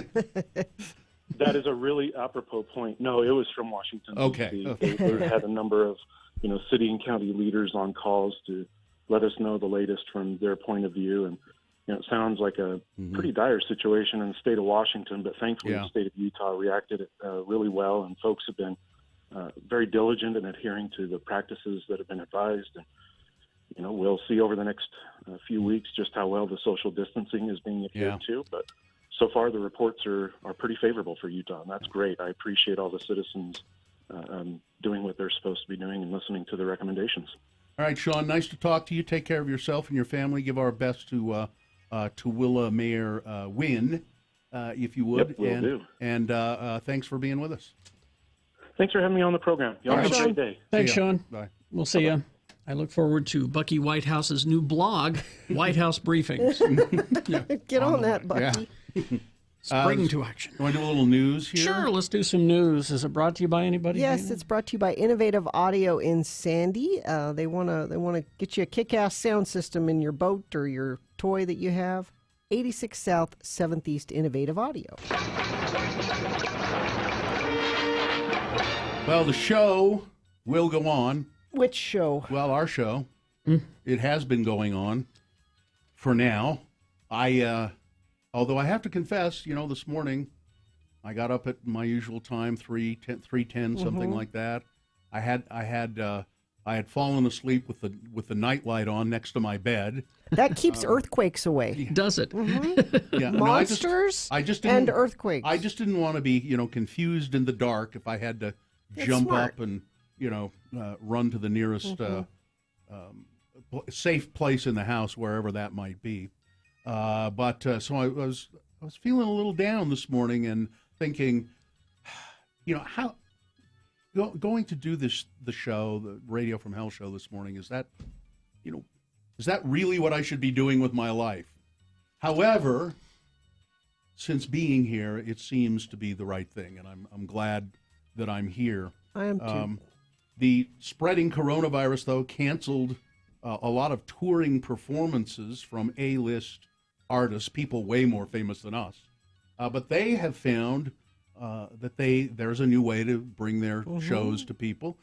They're doing things from their living rooms. Yep. John Legend, Bono, Chris Martin, Coldplay, Pink, John Mayer, Keith Urban, many others. I've actually been enjoying all those because part of it's fun because you get to see where they live, and that's kind of cool. They've been doing concerts from their homes as the world continues to practice social distancing to slow the spread of the coronavirus.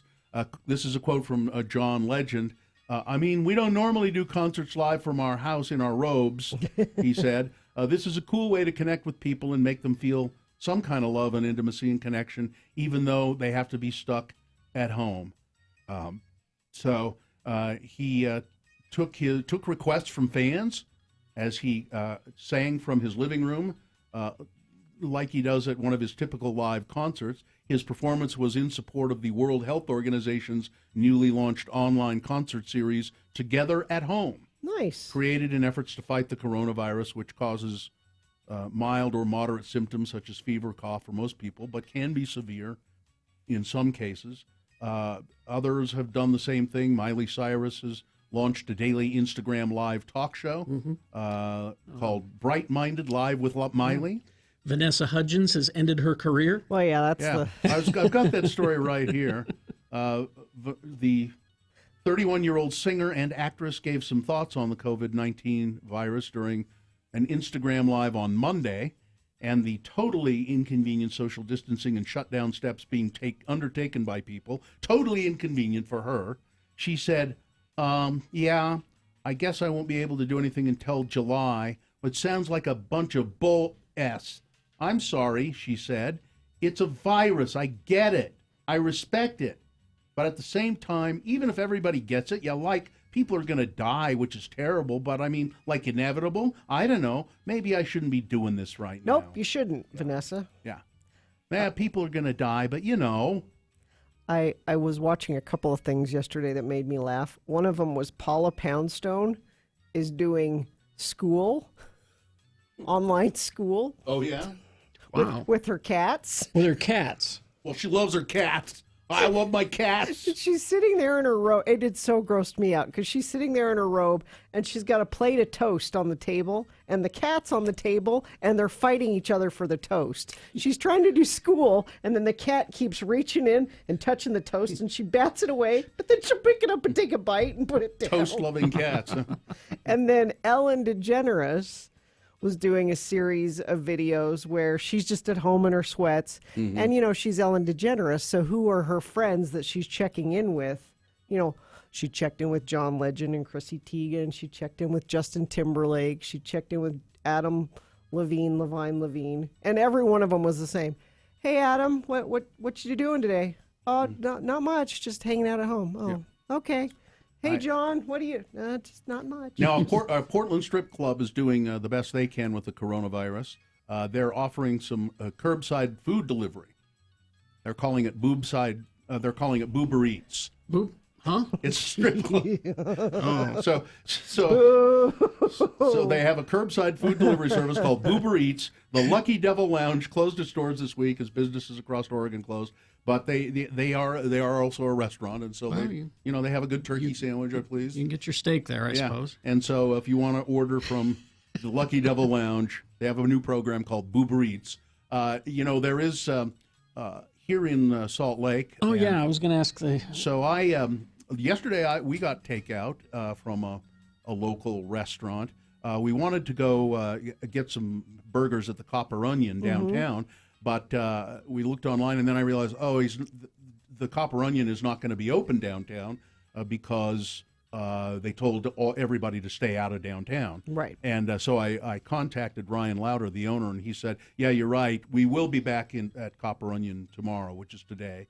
So we'll probably get takeout from there tonight. But yesterday, lobster rolls. Oh, and freshies. Yeah, they were open. Good. Lobster rolls. And they were discounted lobster rolls. And my God, that was delicious. Now, if you go to the website, Support Utah Dining. What's it called? Got it. Anyway, while Bill's looking for I'll it. look for it. It's very easy to navigate because it has all the different Salt Lake restaurants that are available for curbside service and some of them for delivery. There's a link there to their menu so you can see what to order. Some of them, not all of them, have the ability to pay for it, right? On the website. It's so easy to use. I think we paid, my wife did the ordering, but I think she just paid online for the lobster rolls. Lobster rolls are expensive, but they were discounted because of the earthquake. I think they said, we'll give you a break on them. I can't find it here. I think it's Support Utah, Salt Lake Dining. Hold on, let me get it the right one. Support saltlakeddining.com. Yeah, supportsaltlakeddining.com. And let me just do a couple of other quick stories. I know that Boober Eats one was exciting, but Congress has approved a coronavirus relief bill. Senator Mike Lee, Utah Senator Mike Lee, voted no. No. We don't want that government involvement in our lives. Yeah. Mitt Romney, our other senator, voted for it.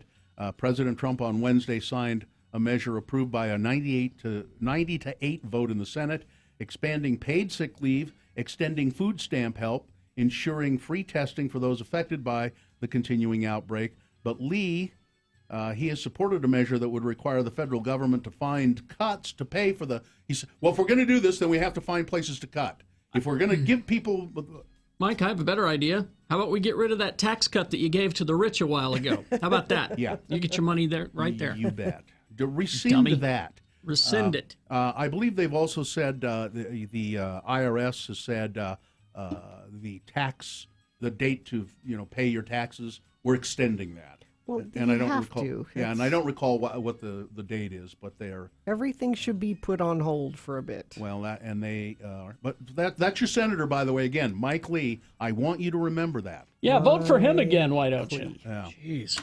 How much time do we have? Well, you got 10 minutes. Oh, 5 or 6. It's a different morning. Yeah. Then this is a sports story, Gina. Oh. What virus? The International Olympic Committee on Tuesday doubled down on its commitment to hold the 2020 Games in Tokyo this summer. Really? Stunning athletes and other stakeholders who had been preparing for a postponement. Shortly after the governing bodies for European and South American soccer announced that they would postpone their Continental Soccer Championships 1 year to the summer of 2021, Thomas Bach, the president of the International Olympic Committee, said the organization remains focused on holding the Games in Tokyo in July. The IOC remains fully committed to the Olympics in Tokyo, and with more than 4 months to go before the Games, there is no need for any drastic decisions at this stage, Bach said. Any speculation at this moment would be counterproductive. The IOC encourages all athletes to continue to prepare for the Olympic Games in Tokyo supposed to do that? as best they can. As best they can. Do the right thing and say, we will reschedule it. Do the right thing. Yeah. The IRS, thank you, Nicole. I've got my phone. You might hear it binging in the background a little bit. I usually turn it off, but it's the best way to get instantaneous messages. Our friend Nicole said the IRS gave a 90-day extension on paying your taxes. And what do you think about this? Here's a text I got a few minutes ago. Okay. Hello, Ralph. It's my real first name. This is, I won't say the name. The real estate market in Salt Lake is saturated. I wanted to see if we could have a quick talk about making an offer on your house. When's a good time? It's a robo text. Yeah. Nobody actually sat down today and texted you that. Bizarre. This is a strange story. It's kind of like a science fiction movie. So there were people on a 25-day rafting trip through the Grand Canyon, and that already that's too long. 25 days. And every time Zach Elder sets out on a rafting trip like that, being on the water for days, away from phones, internet connections, the rest of the world, this question comes up. Somebody would always joke and say, hey, what if we come back to a world where nothing is the same? Yep. Well, he said, of course it never happens, except for this time it did. On February 19th, Mr. Elder and more than a dozen others set out on a 25-day adventure rafting the Colorado River through the Grand Canyon, a trip that is very coveted. That 25-day trip, they don't do them very much. You have to put in for it years ahead of time. They had a permit that they had applied for a long years ago. They finally got it, so they're on this trip. On last Saturday, March 14th, they took the last paddle strokes of their journey. Mr. Elder and his friends and some of the last people on the planet unaware that the novel coronavirus had exploded. He said, we pulled our rafts up, and there was the guide waiting to help us with the rafts and load them onto the trucks. And he started telling us what's going on, and we said, oh, come on. Knock it off. Right. Knock it off. We thought he was joking. It's like, here's an old river guide pulling our leg. I mean, I've heard some pretty big tales on the river. Others on the group weren't quite so sure. He said, I think the girls believed it right away. He said, because girls are so gullible. No, because we're on alert. Yeah. He said it. He said it in this real ominous way, and then he just walked away to see about lunch. Whatever, lunch. Yeah. Well, they were having lobster rolls. So now we didn't have the story about Jared Leto. Oh yeah, I've got that here. Jared Leto was on a 15-day or 16-day meditation retreat out in the desert somewhere. Yeah, we go out in the desert and we take the ayahuasca and we just He said, "Wow, we were totally isolated, no phone, no communication. We had no idea what was happening outside the facility we were at. Walked out yesterday into a very different world, mind-blowing to say the least. I'm getting messages from friends and family all around the world and catching up on what's going on. Hope you and yours are okay. Sending positive energy to all. Stay inside, stay safe." But yeah, he was. Same thing. He was on a retreat. Yeah. He had no idea what was going on. All right. And, weather traffic. Brought to you by LHM Chrysler Jeep Dodge Ram Sandy. Save thousands with the largest inventory of Chrysler Jeeps, Dodge Ram trucks. Shop your deals online at lhmdeals.com. So a little bit of rain today, a little bit of rain tomorrow. Not a lot, but kind of wash things off. I feel like we need it. 49 for a high today, 51 tomorrow. Chance of showers about 50% tonight. So it's your theory that the rain will wash away all the coronavirus and the earthquake? This is my hope. Okay. Traffic, we have SR 201 closed both directions between 80th West and SR 202. I-80 and SR 202 are open. Motorists traveling from Tooele County should expect heavier than normal delays if that's part of your commute this morning. Let me look in one other place, see if there's anything else you need to know about. Crash I-15 southbound in Lehigh just before the SR 92 exit. Cars are on the right shoulder, though, not causing any delays through that area. And just a reminder, that bridge that was damaged in the earthquake, Union Park to westbound I-215, closed due to structural damage and will be down for 3 to 7 days until a full assessment is completed. Okay, thank you very much. We will take a break. We're going to have an earthquake. There you go. I forgot about that. Where do they? I forgot about it too till someone texted me and says, I'm disappointed that you haven't played that yet. I've forgotten all about That's that. so I old. completely forgot. We're going to have an earthquake. There we I go. think I'm pregnant eating a Reese's peanut butter cup. Exactly what you're doing. All right, we'll take a break. We'll be back with more for earthquake coverage. We're going to have an earthquake. On the way. Stand by for that. Gina, homie.com, HOMIE.com. Yeah, for a flat fee, you can list and sell with Homey. You get everything you would with a traditional agent, including pricing report, listing on the MLS, professional photography, yard sign. You got to have the yard sign. Oh, yeah. You get a dedicated, experienced local team of agents and attorney assistants. It's more than just an app, and it's going to save you money. I've bought and sold a few homes over the years, and I wish I'd had Homey when I was doing that because this seems so much easier, and you save money to do it. Homey uses technology to streamline the entire process, and they have tips to give you to make your home a little bit more attractive to buyers, like painting all adjacent rooms the same color makes them look a little bigger. If you want to learn more about buying or selling with the experts at Homey, text Gina, that's GINA, to 88588, homey.com.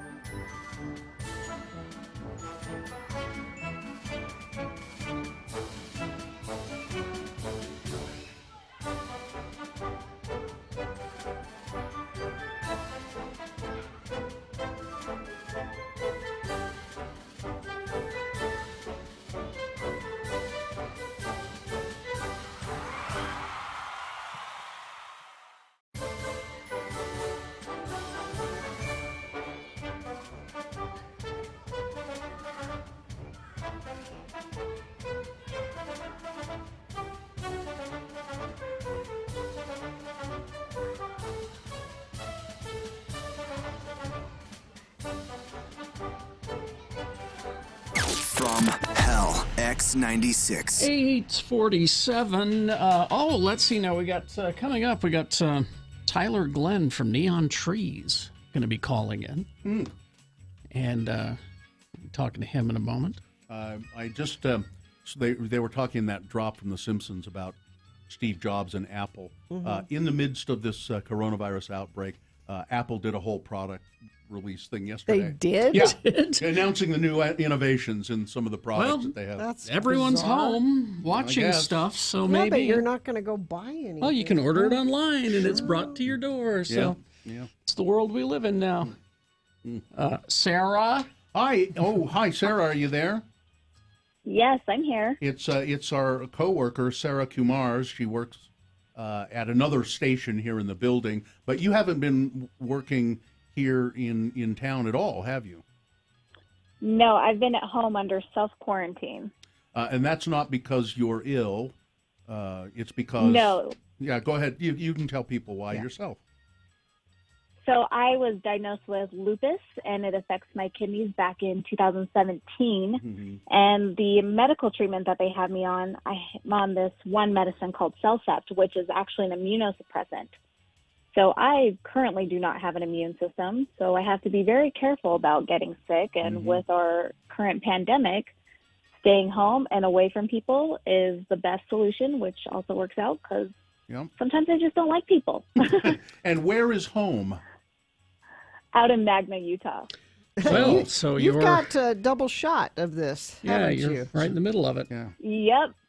Have to avoid all public people, even though I am kind of a social butterfly and getting struck with an earthquake multiple times. So were you awake at the time? Tell us what happened in your situation. No, so I was actually in bed, dead asleep, because now that I work from home, I don't have to wake up as early.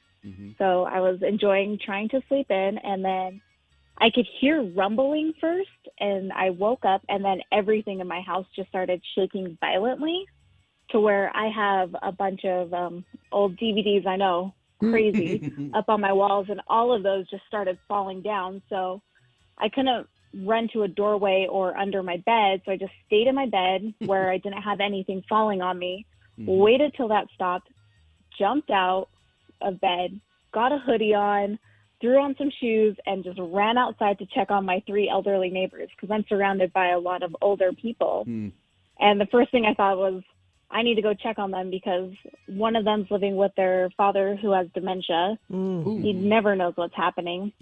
Another neighbor just had ankle surgery, so he can't really walk around very well. And then another one lives at home by herself and has no one besides her dog. Well, so now, do you live on just a ground level home, or you don't live up? I live in I have a split entry house, and I'm on the top floor, so everything was a lot more shaky than it was for the bottom of our house because half of it's underground, and then the other half's on top. Yeah.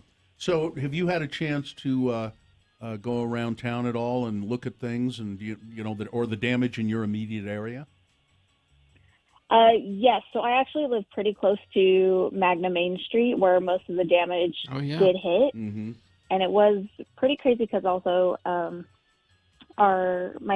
church that I attend, my Catholic church, is just up the street from that Colosimo sausage place that had most of the impact. And so we went there to make sure our church building was okay, just because, I mean, it is pretty old and structurally things and got Catholic. a little bit damaged. Yes, of course. Yeah.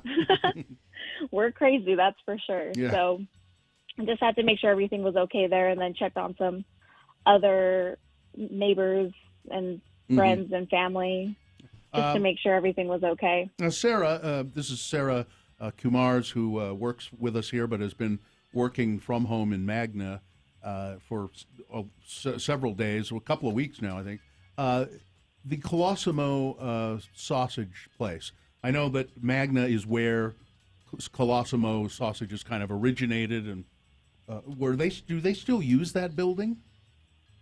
They do. They still use that building. It is a small shop that you can go in and pick up sausage and other grocery items that are needed. But not now, I would assume, because it's pretty badly damaged. Yeah, it's been closed off until they can further assess any damages, and obviously for the safety of the public and their own employees, they're not opening up for a while. Sarah, do you live in Magna by choice? Did you grow up there? How long have you been there? Yes, I grew up here since about I was in junior high, and I'm 28 now, so it's been a while. Yeah. And then I ended up moving back home to Magna with my parents when my lupus started acting up, because back in 2017 I couldn't physically walk, and so I needed the care of my parents to help me. And then it was just kind of nice living at home again, you know. Yeah. They're the best roommates I could have.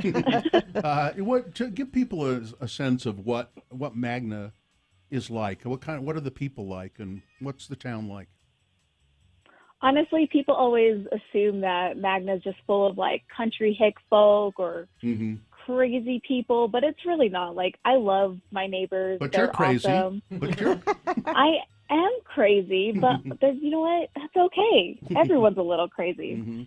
So, no, even with my neighbors, we'll get together in the summers and we'll do barbecues and hangouts. It's a lot of fun. Like, it's just your normal suburban life. You know, there have been some aftershocks today as well. Have you felt those?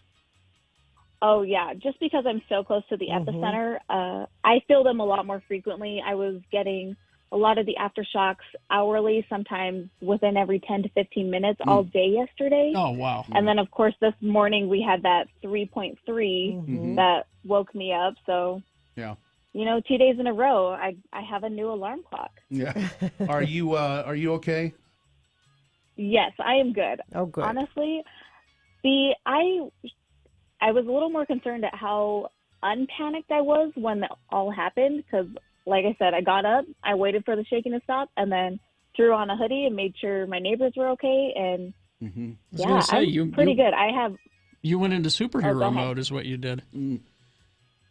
Which is so strange for me, because I'm usually not that type of person. I don't know. Maybe quarantine has really set my mind into a different mindset. Well, when I saw you yesterday on a video feed when I was talking to you, and you seemed just perfectly calm and doing well. So we're glad of that. We got to take a break here, but thanks, and take care of yourself. And tomorrow, if anything happens, you can feel free to call us, okay, or text us. Of course. All right, we're thanks. family. Of course, I'll call you guys. Take care, Sarah. Thanks, Sarah. We'll see you. Okay. I've got a new ringtone for her alarm clock. Earthquake warning has been issued. It's gonna be 9.0 or greater magnitude. It may destroy lots of houses.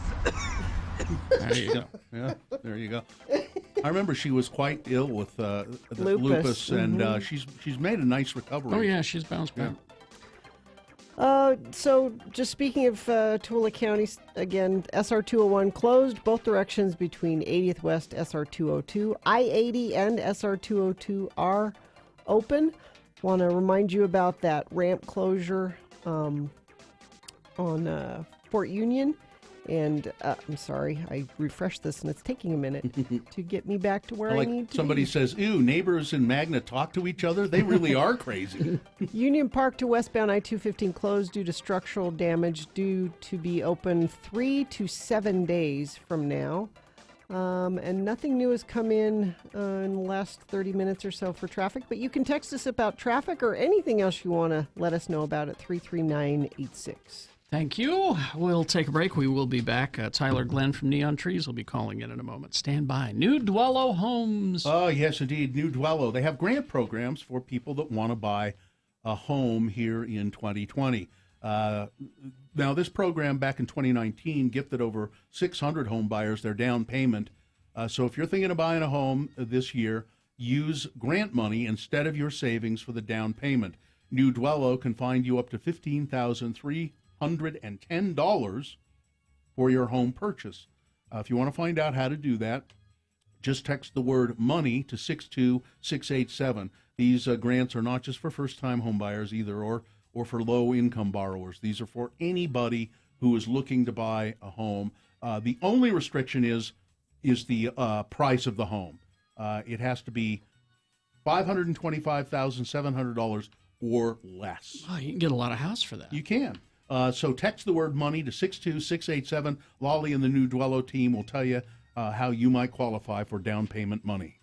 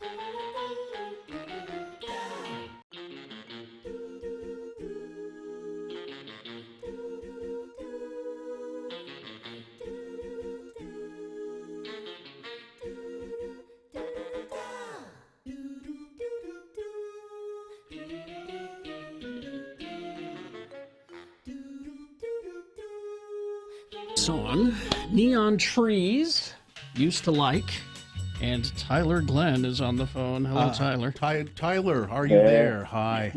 Hey, Bill. Hey, Gina. Are you okay? You know, how are you guys is the question. Geez, Well, you're my neighbors. You probably felt it exactly the same way we did. Our buildings are practically touching. Were you home yesterday? It was terrifying. Yeah. Yeah, it was terrifying. Mm-hmm. Yeah. I thought, my mind went to we were getting bombed, honestly, and not to be dramatic. I just, it felt that way. It sounded that way. My mind wasn't making sense of an earthquake until I got outside. Mm-hmm. Yeah, it was terrifying. I'm still not in my building just because we didn't have clearance for a while, so I just went to family members. But yeah, what a weird turn of events on top of an already weird turn of events. So anyway, yeah. Now you are we're on the second floor. Are you higher than that? Yeah, I'm sort of in the middle of the North Tower, there. I think the higher you are, the more it seems shaky and scary. It was bizarre. Yeah. It was a lot of swaying, and again, I didn't know what it was until I was out, so I didn't know. I'm you're awoken to it, and then I'm scrambling to think like I need to put clothes on. I can't go outside naked, kind of thing, and then everyone's running down the stairwell at the same time, and I don't know. Your mind isn't as clear in those moments, but anyway, I'm glad everyone's safe for the most part, as I can tell. But it was terrifying. Maybe you can give us some insight into, because I know you have a new album coming out, and we're probably going to get ready to tour associated with that. But I mean, that's what I mean. What's it doing to your work life? Yeah. It's scary right now. I think it's scary for everyone in the live music gig aspect of the industry. I'm cognizant it's kind of turning all industries on its head, but for us, we survive on our shows that we had booked out till the end of December, and now most of those have been either canceled or moved to a later date. And I think what's more scary is the unknown, because we're so in the middle of this thing. And for us, it's like cool when the time comes where it's time to go back to normal. What will that normal be? What will live events be for a while? Fear is an interesting thing, and it has its effect on humans. And I'm glad that people are getting the memo to stay home and things are being canceled. But at the same time, real life doesn't pause, and a lot of people are scrambling like us to sort of figure it out. And it's a weird time to promote a record too. I think you just don't. I think it's unprecedented. At the same time, I think we're considering audibles and sort of flowing with it, because that's kind of what we have to do. We're all forced to. So that's the only one we've heard from the new record, Neon Trees. We're talking to Tyler Glenn. Neon Trees. Used to Like was the song we played. When's the whole thing going to be available? It was going to be beginning of summer, but I think we're going to switch it around. At the same time, I think now is the time to maybe have the captive audience, everyone forced to be at home. So I think we're considering putting out some more music from the record. But for us, and for a lot of bands, there's a whole, I think you guys know this obviously more than anyone, but there's a whole promo schedule set up, months and months in advance. And that's just out of whack, like everyone's schedule. So, we're just trying to consider the best way for us to put our business, out and all that. So. We had a story yesterday from legendary rock musician David Crosby. Amazing. Yeah, Crosby, Stills and Nash and all that. And he said they're going to cancel. They've canceled some of my touring plans, and they may cancel more. And he said, I'm going to lose my home. People don't realize we don't make any money on the records anymore. It's just by touring that you make any money. That's right. Yeah, I think a lot of people aren't considering that. Like, none of us artists. I mean, yes, there's giant pop stars that have a disposable income at this point, but for a lot of your favorite bands, you don't realize we're maybe not month to month, but we're definitely 6 months. Yeah, 6 months. You're a working stiff like the rest of us. That's right. That's right. So, it is unprecedented and kind of scary, and I think it helps me that we're all in this situation, so it doesn't.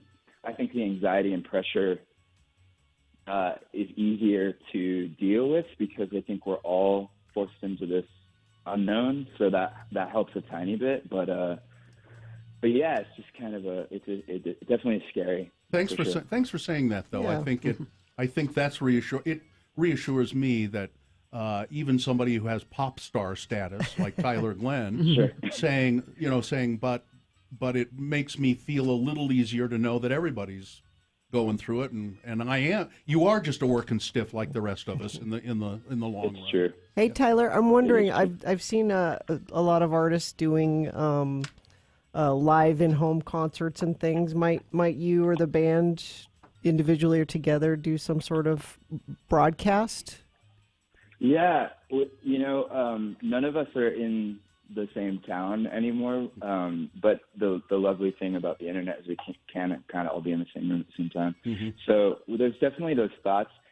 I haven't been home steady enough to even tune my guitar, so I got to do that. But I don't even know. My guitar's where out it's of tune. Exactly. No, but I think what I'm loving seeing about like artists like Ben Gibbard and Chris Martin and those kinds of artists that are like not really doing it for the self-aggrandizing aspect, but just doing it because they know their fans want to hear something right now. You know, I think we're all kind of looking for new content right now because that gives us a bit of sanity and a bit of connectivity in this time. Yeah. So I totally love it. I love the song you did on your solo effort, that song Trash. Thank you. I really, really like that song, and you live close. So if we would put up with, we would sort of let down our guard and do a little bit of less social distancing if you wanted to come over here and just do that song, and we'll live stream it. We got lots of Purell. Yeah, we'll live stream. We could live stream it for people, and I Are love you all that back in the building? Yeah. Are you all safe? We back in are. there? Okay, cool. We've taken protocols here and to keep things safe. This is our studio exclusively, but 90% of our employees are not here. Yeah. Right. Well, yeah. I mean, if the clearance is there for guests, I can totally muster something up. We'll talk to somebody. Yeah, and if you feel like you want to come and actually just perform, we'll fix it somehow. All right. Tyler Glenn, Neon Trees. Thanks. Stay safe and take care of yourself, and we'll talk to you soon. You three as well, of course. Thank you. Thanks, Tyler. We'll see you. Bye-bye. Okay. Well, we're all in this together. Let's try to remember that. It's yeah. Okay. I wish we weren't. What, you wish you could just wish this on certain people? Well, now that you put it, that's not what I had in mind, but maybe. But that's now you put it that way, maybe. The way that you've packaged it, that's appealing. May I read? I need to read this real quick. Quickly. The Gateway is monitoring and adhering to all COVID-19 recommendations. They know many of you rely on certain amenities, and they've updated their list of merchants and offering curbside pickup, takeout, and delivery. Visit atthegateway.com under current updates for a full list. The store Fine Foods Market is open regular hours and has tons of your favorite products. Be well, and they can't wait to welcome you fully back to the Gateway as soon as they can. All right, thank you. Coming up after these, we'll have some news and more earthquake updates and all that. Spencer Cox is going to call us and talk about statewide things that are happening. Yeah, all the stuff that's happening. So stand by for all of that. Brooklinen.com. We're all staying home more. And you can do this online, brooklinen.com. So what you do is, if you're going to be working from home, don't you want to be as comfortable as possible? And the Brooklinen stuff, it's just amazing. Their towels turn your bathroom into a spa. Their loungewear turns function into luxury. Their bedding turns your bed into a retreat. Luxury products at a low price. And it's just great stuff. We love our Brooklinen sheets and towels at our house. And I got to get a robe. They sell robes as well, bath mats and candles and all that. So I got to go online. Brooklinen.com, the perfect place to start making small changes that make a big difference. Brooklinen, so confident in their product that all of their sheets, comforters, loungewear, and towels come to lifetime warranty. So go ahead and make yourself comfortable. Get 10% off your first order and free shipping when you use the promo code Jackson, my last name, Jackson, only at brooklinen.com. That's BROOKLINEN.com with the promo code Jackson. And if you're in New York and you're outside, you can get the internet's favorite sheets and more in real life at their first store in Brooklyn at 127 Kent Avenue in Williamsburg. Brooklinen, everything you need to live your most comfortable life.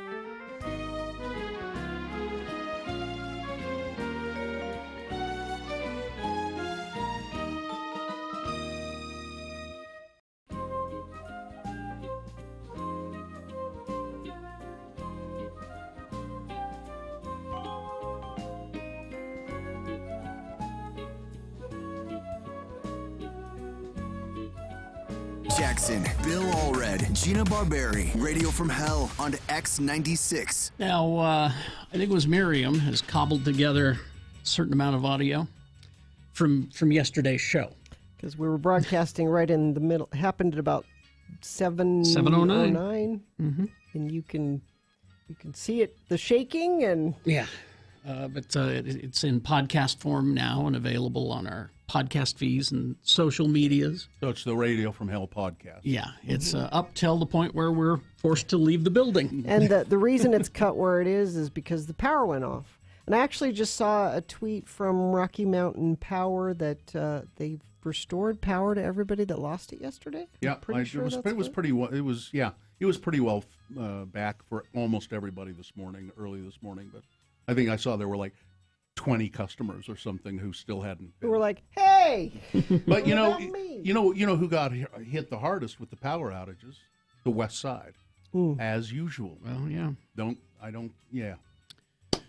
So there's that all going on, and we're gonna talk to Lieutenant Governor coming up here in a moment about what we can do, what to do, What's on being a done. state level, what's happening, and get all updated there. So in the meantime, we could do news or take some calls if folks are wanting to call in. Oh, I was just going to sponsor it, but. Let's say 877-602-9696 if you want to call and just chat with us a little bit about what's going on with you, how you feel, the earthquake and all of that, and just share your thoughts and feelings and what you were doing yesterday, and we'll sponsor that or the news by this. LHM Chrysler, Jeep, Dodge, Ram, Sandy save thousands with the largest inventory of Chrysler, Jeeps, Dodge, Ram trucks. Shop your deals online at lhmdeals.com. So it's 877-602-9696. That's the number to call and check in and talk to us here on the Radio from Hell show on X96. We're all three here in the studio in the building we had to evacuate yesterday. The building management people went around and did a thorough inspection of everything and said it's safe to go back in the building. And so we're here. And we will continue to be here as long as we possibly can over the next, whatever period of time we ain't going on no vacations or anything, so we might as well do this. Hawaii's off. Yeah. Let's just put it this way. If the earthquakes don't stop us, the coronavirus might. Yeah. So we'll be live as long as we can. I thought that was interesting, though, that Tyler Glenn, who lives next door, said they're not allowed back in the building yet. 877-602-9696. That's the number to call and chat with us if you like. I have a little bit of news that we could do. This isn't really news, but I've been sitting on this list. You've been sitting on a list? 10 historical drunks who changed the world. Now, how is that possible, you say? These drunks changed the world, but they did. Number 10, and I don't know, I think these are ranked in order of least drunk to most drunk, I think. Or perhaps, probably the way they changed the world. Number 10, Buzz Aldrin, astronaut. Okay. He reached dizzying heights as the second man to walk on the moon. However, on Earth, he battled his own demons with alcohol. In 1976, he told an audience that he had been an alcoholic leading up to the famed Apollo 11 flight in 1969. He said he quit drinking just 2 days before he went to the moon. Now, when he came back, he started drinking again. Of course. So that's number 9, Vincent van Gogh. One of the most famous artists in the world and a legendary drunk. Number 8, we mentioned the other day, Betty Ford, the former First Lady, wife to Gerald Ford. Number 7, Ernest Hemingway. Very, very famous drunk, and we know how he changed the world with his books. Joseph McCarthy, the McCarthy hearings, McCarthyism, the communist scare, the Red Menace. He was a notorious alcoholic. I would say this one, Bill Wilson, but I haven't. Oh, Bill Wilson. No, a famous drunk who changed the world. Do you know what Bill Wilson is famous for? No idea. He founded Alcoholics Anonymous. Really? Yeah. I have an idea. You're a friend of Bill W. Yeah. Boris Yeltsin. He was the Russian premier who sort of ended communism, really. Number 5, Winston Churchill. Number 2, Alexander the Great. And number 1, Ulysses S. Grant, a famed Civil War general and later President of the United States. He had a horrible drinking problem. It was so bad that he lost his commission in the Army, in the Union Army, but then was brought back by Lincoln because of the Civil War. He said, he's a good general, we need him. And even though he'd been decommissioned because of alcoholism, they brought him back. And that's my uncle Ulysses. He was married to Julia Dent Grant, who's my grandmother's, or the Dents. Well, you need to do a little more drinking. So, Gina. Work on that, would you? Uncle Ulysses. It's in the blood. We hope you'd enjoyed another list with Radio from Hell on X96. Okay, let's go to the phones. Don is here. Don says he's still shook up from the earthquake, but Don, we find it difficult to tell when you're not shook up when you call us. Yeah, for sure. I just wanted to call in because I'm concerned about Dave, because I was watching the video. Yeah. Thanks for reminding me. I should mention the very that. last thing that you were talking about was Dave the flower guy, and then you cut off. Yeah. What I was saying there is I had contacted Dave, the flower guy, and he didn't answer our call on Friday, not because he was in any trouble or he was sick or he wasn't there. He didn't recognize the number. Oh. You see, when I call him, it comes up on his call ID as me. Well, to try and reach him on Friday, our producer Katie called him. Oh, and he didn't recognize. And he didn't recognize the number. That's smart, Dave, not to answer those. That's why he didn't answer. So I called him Tuesday, I think it was, and said, Dave, you know what happened there? Yeah, I know. He said, so when Katie calls you this Friday, you'll answer, yes, I will. So he's fine. Okay? Cool. All right. There you go, Dawn. Thank you, Dawn, reminding us to do that Dave update. And thank you so much. We'll call him tomorrow around this time. Let's go to Ben. Ben, hi. Hey, how's it going? Well, okay, sort of.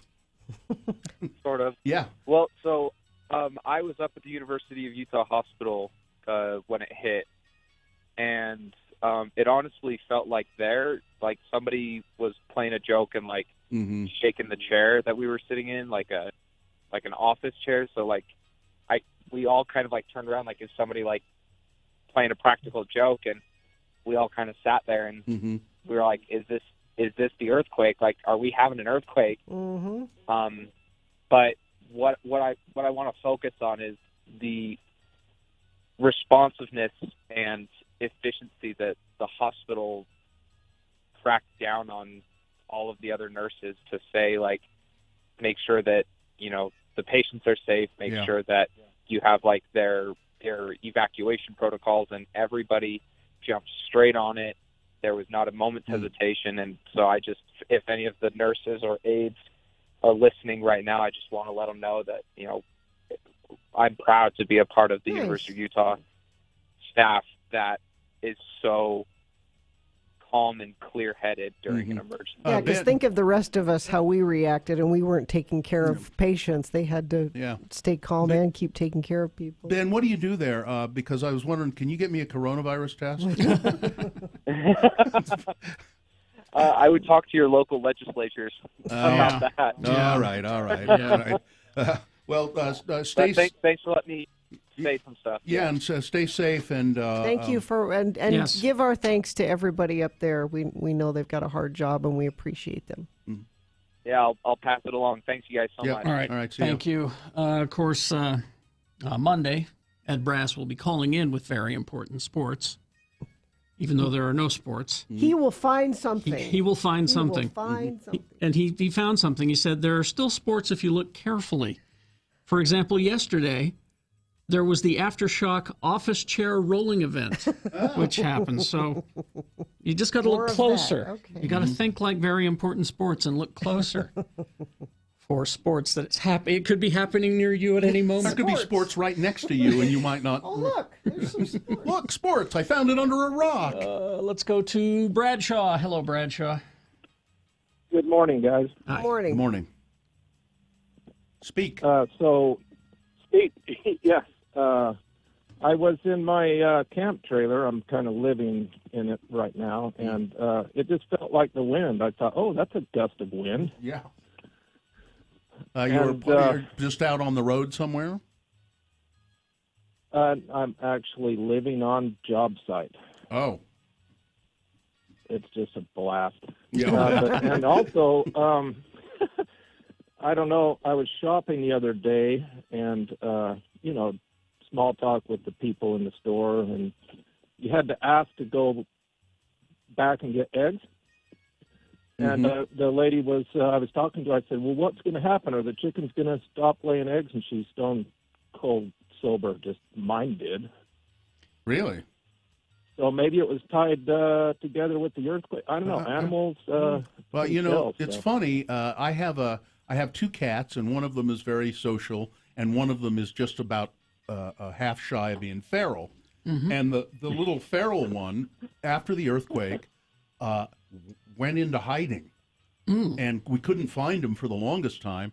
And then finally, he came out and then scurried under some shelving and was lying, and he just stayed under that shelving all day. That's where he felt safe. Yeah, and Lee's wife Rachel posted on her Facebook that their cat went missing. Is still missing? I haven't checked to see yet. Probably same thing as hiding And somewhere. then my groomer has parrots, and she said that they were going crazy because of the earthquake. Hey, Bradshaw, take care of yourself. I hope you can get out of living in your camper pretty soon. Oh, it's short time. I'm on short time here, so All right. I'm fine. Okay. All right. See you later. Thank Bye-bye. you. Let's go to Katie. Hi, Katie. Katie, what's up? Hi, you guys. Hi. I actually didn't want to share my after story. This is the Katie that you guys all know for years and years. Oh, hi, Katie. I just wanted to share that during the earthquake, I was actually taking my morning pee the entire time. Well, thanks for sharing. The entire time. That's a good long A good, stay. long, healthy urination. Long, healthy morning pee. Oh, you were micturating, were you? All right. Well, I just wanted to clap this morning. Thanks for sharing, Katie. Oh, Katie. She's oversharing. No, I love it. Thanks. Overshare. You're welcome. Oh, we love you, Katie. Goodbye. All right. There are worse places Yeah. you could be, I guess. Hi, Cheryl. Cheryl is here. Hi. Yeah. How are you guys? Great. We're okay. Good. Thanks for letting me listen. Well, my husband works as an air traffic controller up in Salt Lake in the radar. He actually works off-site, but the airport got shut down due to water main breakage. And but I guess everybody got evacuated from the tower because the tower was swaying so much they saw too much of the ground. Yeah, I saw that they were gonna have to inspect it today. Do you know how that's come out? Yeah, so everybody it's all good. Everybody got sent back to the tower and they're working just fine. Yeah. Well, that's So- good. Well, good. I'm glad your husband's okay, and take care of yourselves. Yeah. Okay. Thanks for checking in. Yeah, we'll do. Okay. Okay, thanks guys. Yeah, see you Have later. a good day. Bye. Yeah, I had heard that the tall aviation tower out at the airport was apparently just. Have you ever been in one of those? I've been in one of those. Not that tall, but I've been in one in Florida. A friend of the family was a pilot and also an air traffic controller at a small airport in Florida, and he said, "You want to go up in the tower and see what it's like at the airport?" Yeah, sure. It's pretty. It's cramped and odd. You have to, to get up there is a very narrow way to get up and down. There's no easy way to do it. I think there was an elevator, but small, just one or two people. And then when you're up there, it's just this bizarre sensation because there are windows all the way around, and it's kind of disorienting. Rachel's cat did show up. Oh, good. Well, that's good. Good. Let's go to Jessica. Hi, Jessica. Hey, Good how's morning. it going? Good. Are you okay? Yeah, we're doing good. Okay.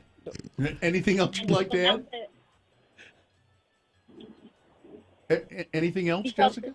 I think we're having. I think a we're little having issue some. there. Oh, Sorry, yeah, Jessica. you're cutting out, I think. We can't hear you. Sorry, Can you Jessica. hear me better now? Yes. There we go. Mhm. All right. Ah, there we are. Okay. Hey, I was just saying we live down in Eagle Mountain, and we felt it way down there, and then felt about 2 aftershocks later in the day. Yeah, it's... You're gonna feel those over the next few days, probably. Yeah, there may be some more, too. We were wondering, obviously, closer to the center in Magna, they've had, tons of them, and I was wondering how much of those they've actually felt. A lot. a People lot of we've them. talked to have felt a lot of them. Yeah, and Gina's really... She has noticed 2 this morning here, and we're right in downtown Salt Lake, and she's felt 2 of them. That were confirmed. Yeah, yeah, and they were confirmed. Now, yesterday when I was with Todd Newcomb out at his house in Farmington, he said, "Bill, do you feel that? Can you feel that? There's an aftershock right now." And I said, "No, I don't feel it." And then I went, "Oh no, Todd, it's just me. I was jiggering my leg up and down. How people do." He said, "Oh." Whew. See here, and yesterday when I was at home and I was in the kitchen, and I swear that there was one. I swear I felt it. Yeah. And I realized it was just because I was kind of coming out of You're still nervous. my nervous, shock kind of thing. Yeah. Yeah, we're doing it with your throat feels a little scratchy. And then you're doing it with wait a minute, was that another? We're all See, very on edge. I just did it. It felt like the floor was moving to me for a second. Yeah. Oh, damn it. Jessica, take care of yourself, okay? Yeah. Yeah. All right. See ya. Bye-bye. Some texts. My dog ran into the closet right before it happened. My daughter's cockatiel was not happy. He pretty much screamed all day. Oh, those cockatiels, you know how they are. Yeah. The earthquake did the opposite for my chickens. 4 hens, 5 eggs yesterday. Oh. Wow. Better get rid of these eggs. Oh, here's one. I tried to run up my stairs to check on my kids, and I could not for the life of me make it to the top of the stairs.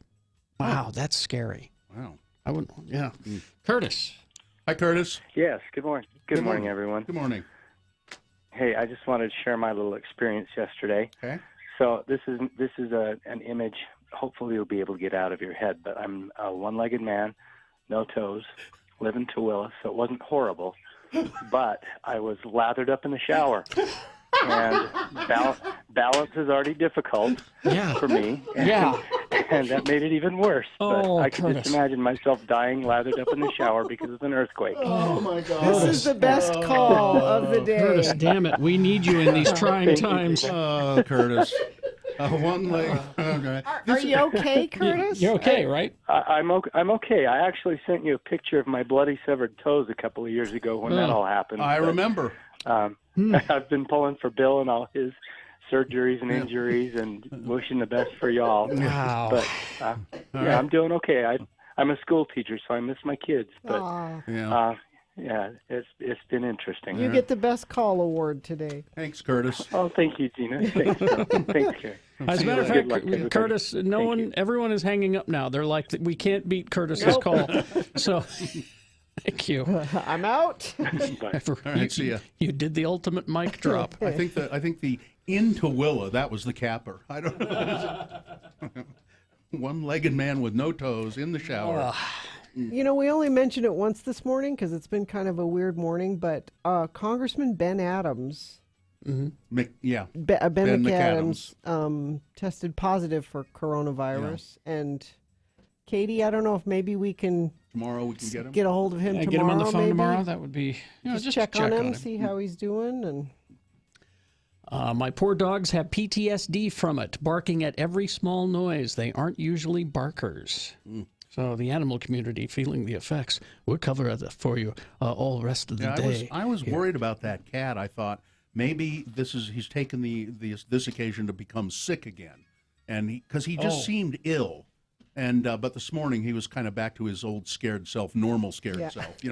Kind of running and hiding. If I could go crawl under a table somewhere and stay there, I would. Yeah, no, he'll run and hide from me when I first get up in the morning, and then I'll sit down and start working, and then he'll come out and come over and want to be pet. But his very first impulse is to run and hide. Yeah. Part 2 of the person trying to get up to the top of the stairs during the quake. When I finally got to my kids, I had the TV remote in my hand. Like, what am I going to do? Mute the quake? You just ran. Yeah. That's all. Animals kept wanting to go outside. Getting that too. By the way, the right thing to do when the building is shaking with an earthquake is not to run outside. No. It's to stay put, to jump under the console like Gina did yesterday, which Carrie and I were too stupid to do. And if there's nothing that you can get under, like a table, get away from glass windows, things like that. Try to get as far away from that and get down low, get down on the ground and get low. If there's nothing to get under. Well, we'll take a break and we'll be back. We'll get a hold of the lieutenant governor in the next break to find out what's going on statewide. Volkswagen Southtown, Gina. Hey, they're the number 1 VW dealer in the state, number 3 in the country, and that's because they are always at the forefront of things. So they want to be helpful to you right now with all the things we're dealing with. So here's some of the ways they're going to make car buying a little easier to do. They're making virtual car buying a reality. Volkswagen Southtown is going to make it easy for customers to work their car deals over the phone or email, reducing the time that you're actually in the dealership. They'll give you a virtual tour of the car. They'll go, like, hey, Sion, take me inside that Tiguan that Gina and Festus have been driving. I want to see what that looks like. Can do all of that. Home visits if you want. They'll bring the car to your house and you can come outside and look at it. They also have some new payment calculators. If you want to see how that works, you should go to their website, vwsouthtown.com. You can do so much of it online. Now, when you get to the very end, final paperwork, you do need to come into the dealership just because of state laws, but they're going to conduct those meetings in sanitized VIP spaces where you can meet with just one person at a time. Allows for the social distancing to continue. Just some of the thoughtful things VW Southtown is doing to help you out right now.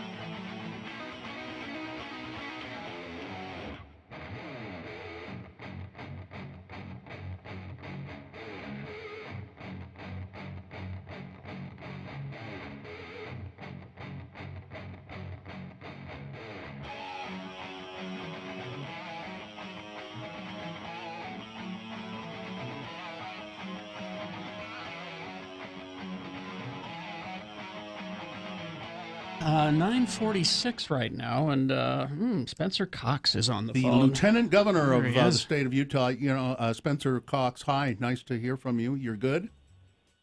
Hey, I miss you guys. Yeah, we're good. You can't hear us, I know, and I kind of envy you because you are holed up in a nice little town in San Pete County in Fairview, right?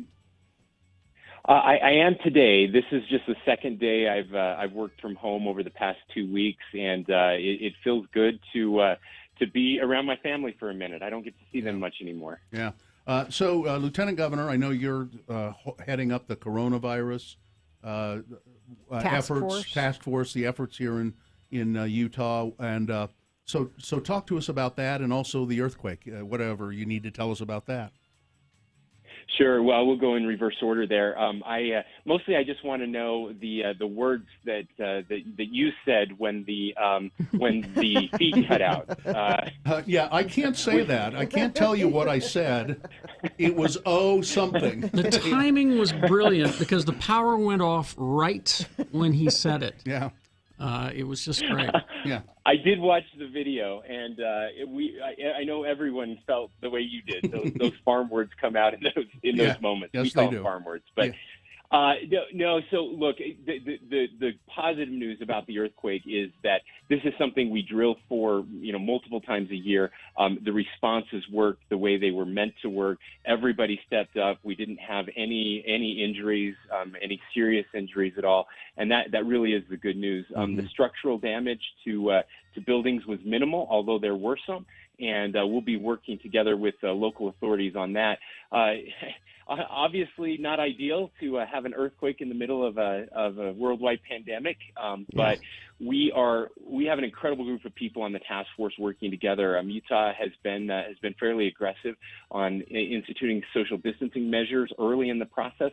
The news we're getting out of Washington State and New York is incredibly troubling, and we're grateful that people are stepping up and working together to make this happen. We know how difficult it is. We know people are losing their jobs right now, and we want to make this as short as possible, and we want to save as many lives as we possibly can. The federal government, the Congress just passed an emergency bill that will provide some relief. Now, are there things like that, financial relief on the state level as well? Yeah, we're working on that. We have several. I think we have about 10 subgroups that are working on different issues surrounding the coronavirus outbreak. One of those is an economic recovery group, and they met a couple days ago. They're meeting again today. They're going to be making recommendations to the state about things that we can do to supplement what's happening at the federal level. And one of the issues right now is that the federal government has noticed an extension on taxes. We're working with our state tax commission to match those things. So none of that has happened yet, but I would just say please stay tuned in the coming days. For those that are struggling financially, who have been maybe laid off from their jobs, I would encourage them to go to jobs.utah.gov, and right there on the landing page is all of the information, the unemployment information that they need. One other quick thing. I know you have a son who's away. And I forget exactly where he is in the mission field. Where is he? He's on the tiny island of Taha'a in French Polynesia, near Tahiti, kind of the island right next to Bora Bora. And what's the situation there, and how is he? Well, we were able to talk to him on Monday. It may be the last time we talked to him for a little while, because on Tuesday of this week, the French government ordered a house arrest for all the islands, and so they can only leave to get food or medical attention. They're doing well. There have been a few cases of the coronavirus in Tahiti, but none that they're aware of. On this little island, only has about 5,000 people on it, and so we're hopeful that he'll be good and safe for a long time. He might be better off there for a while than here. He's isolated. I completely agree. Would that we all had an island. Yeah. Plus, it's an island paradise. What the heck? Yeah, exactly. Yeah. Spencer Cox, Lieutenant Governor, stay safe. Our best to your lovely wife Abby and the rest of your family, and we'll talk soon. Thank you. Thanks, guys. We love you guys. Keep up the good work. We'll see you. Bye. All right. Well, let's do our promo and get out of here. Okay, is that what we need to do? Okay, I'll take your word for it. Yeah. Do you have the thing? I got it figured. I got it. Okay, good. I know there was a problem there, but Yeah. you have it under control. I got it figured out. Okay, here we go. While we were talking with the lieutenant governor, I went, "Oh, we can do this." Yeah. Okay. All right. Well, it's sure been an eventful and stressful week, so start Friday on a good note with Radio from Hell. What do you mean? What's stressful? Huh? Oh, as the aftershocks subside, we'll be bringing you the latest earthquake and health updates. And starting at 7:45, we'll get back to some normalcy with Best Question of the Week. And with all the crazy things that's going on with you, you must have some questions. Send those to radiofromhell@x96.com. Plus, we may be on studio lockdown, but we still are having a drink with Jimmy the Wine Guy on the phone. How are we going to have a drink over the We'll figure it out. Don't miss all the updates and more on Friday's Radio from Hell show on X96. We're not getting a drink tomorrow. No, we're not. Well, I don't. On a day we need it. I don't get one any. Well, I'm going home and have one right now. Carrie never gets to drink. I never get to. All right, live long and prosper, bitches. Don't you know who I am? Take care, everybody. Technology.